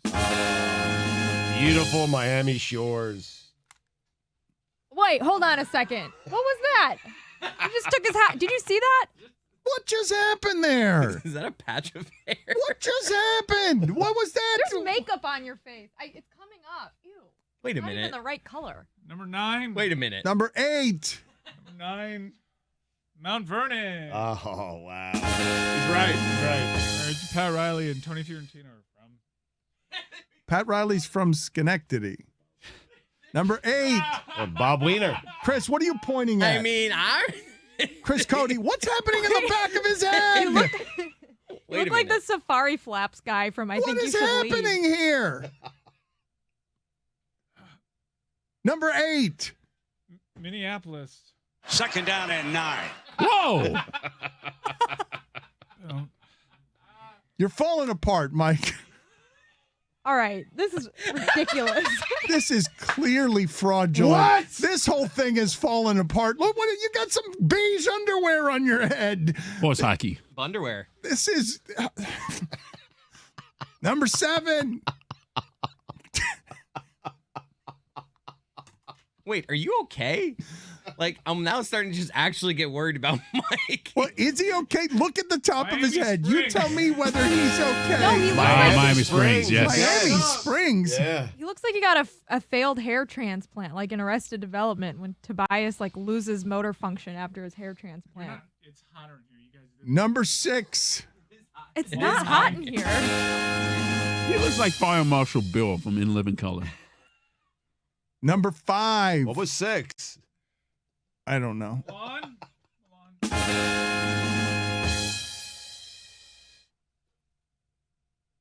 Wait a minute. Did you not really shave your head? I didn't shave my head. This is an outrage. I didn't shave my head. I did this. I know. Look, I know it was very convincing, but I did this ball cap. This that bald off. cap. Oh. I can't pull it. It's stuck on there, and Oh! I know you feel betrayed because of how real it was. But I just can't shave my head, you guys. Oh, gross. I just can't do it.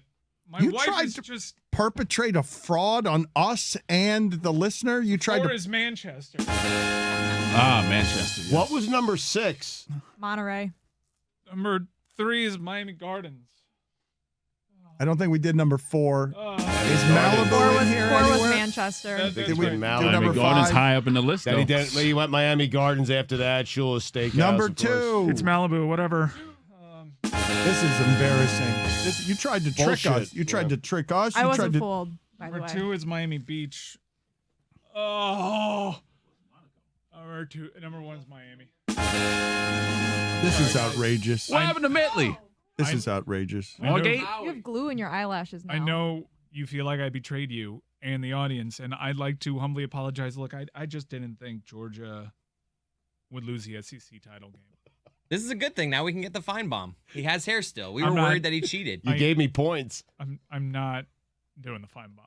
Oh, man. I'm not shaving my head. No, we got to do. No, we you got gotta- to. Okay, so we just talked about it for like Integrity, man. 3 months. Integrity. So you were okay with that. Integrity. I mean, enough already. I Or know. Stugotz walks. I know this has been like way too long of a air quotes bit, and it would feel very empty and not like our show to just walk away from this long-term commitment and not give you a payoff. But I am sorry, my wife just won't budge on. No, this is not acceptable. You've met Cynthia. No. Don't make her This the is not. This is scapegoat. not You've acceptable. all met Cynthia. Be I just accountable. flatly No, cannot be continue. accountable. We need to handle this. Let's go to You need to commercial. handle Let's this, go to Dan. commercial. Let's go to break. Do whatever it is that people do when they're not editing things and they're live and they need to go to break to compose themselves. We need to handle this. Is Marquette a city? We take a timeout. We continue. Quarter after the hour, we're on Mad Dog Unleashed.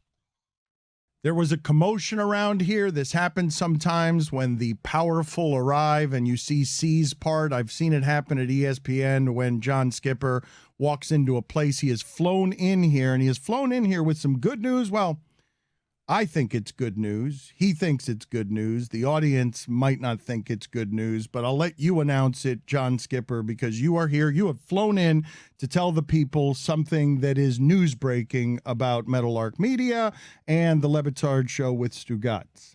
Well, I do believe it is good news for the audience because the beloved Mike Ryan, we have signed to a new multi-year deal, lots and lots of zeros. Wow, a lot of zeros. A lot of zeros. How many? It's none of my business. None of my business. None of my business. I would like some, though. You don't need to be into it. And plus, zeros are zeros. Nothing. That's right. The zeros are on the front end. I would like lots of zeros in my next It's just a bunch of zeros. We like to have fun. Whole bunch of zeros. But in all seriousness, I know I may have annoyed the audience over these last few weeks, but that contract portion was very real. And last night we broke bread and we came to an agreement, and I'm very excited to continue my career over here at Meadowlark. I deeply believe in the vision of Dan and John Skipper. So thank you very much for this opportunity to continue working. Well, you deeply believe in it now, but he made a mess of negotiations, John. He was public about the negotiations, talking about 20% this. He was you forgave all of that. Negotiations can get messy. And the audience right now is not happy with Mike Ryan, but I do think they'll be happy that the show will stay together. So is there anything else from the announcement that you want the people to know? No, just that we're thrilled that he's here. And I don't know what this is about annoying the audience because there are lots and lots of clauses in this agreement about not annoying the audience. That's actually would be a breach, an annoying of the audience breach. I know what you're trying to do, and public leverage and embarrass me a little bit, but no, just so the audience knows, there will be no head shaving, and we can move on in this future together. What do you mean there will be no head shaving? We have stopped the shave. Wow. There was wait a minute. Nothing in the contract that said I had to shave my head. You out negotiated Skipper on this? Look, I leveraged my free agency. I don't think so. Have you read this entire contract yet? If you turn to he has it with him? To page 41, there's clear language in here that if we activate sponsorships against stunts, that you must participate. That is must be done. So I do not know about what the issue is around the bald shit bullshit. But did you read page 41, Mike? So if there's an activation with a sales sponsor, I commit. It's pretty clear here on the air fried vegetables page. I appreciate you trying to pull that fast one on me after I signed the deal and all that, but look. This show may be a lot of things, but a show that runs a 2-month-long bit into the ground in some form of a cheap hijink, a cheap stunt on Super Bowl week, the biggest week of our radio show, to reboot ourselves not just as this digital audio enterprise, but a digital video enterprise that'll be coming to you live 5 days a week for 2 hours for Super Bowl week, beginning at 11 a.m. Eastern. Thanks in part to our partners over at DraftKings, the official sportsbook of the Super Bowl. I would never do that. I must say that was very, very well put. I would never do appreciate the enthusiasm, and we look forward to seeing you shave your head during this live show. No. I know you're trying to. I know what you're joshing me right now, John Skipper, because I am much bigger than doing some cheap stunt that starts right at 11 a.m. on Monday to drive subs to youtube.com/LeBatard and friends and sit in a corporate sponsored chair just in a cheap ploy to get social media traction to table set our new digital venture. I would never do that, nor am I smart enough to. I pretty much think that's what we excel at, are those kind of stunts for Tell him, Skip. So wait, you are gonna do it. Skipper, is he doing it? That was well said and must soon be well shaved. Oh! On Monday at 11 a.m. Eastern? I think Monday Start just the at 11 shave. a.m. Yes! 11 a.m. Shaving my head is full 11 a.m. in a corporate sponsored barber chair? As Super Bowl coverage commences, we had our whole plan fall apart going to Los Angeles. We will replace it with Mike Ryan's hair. So in a desperate pivot, instead of going to LA because of Omicron variant, we decided, hey, why don't we start the week with some cheap stunt and trick Mike into signing this very lucrative contract? How dare you, John Skipper? I'll see you Monday.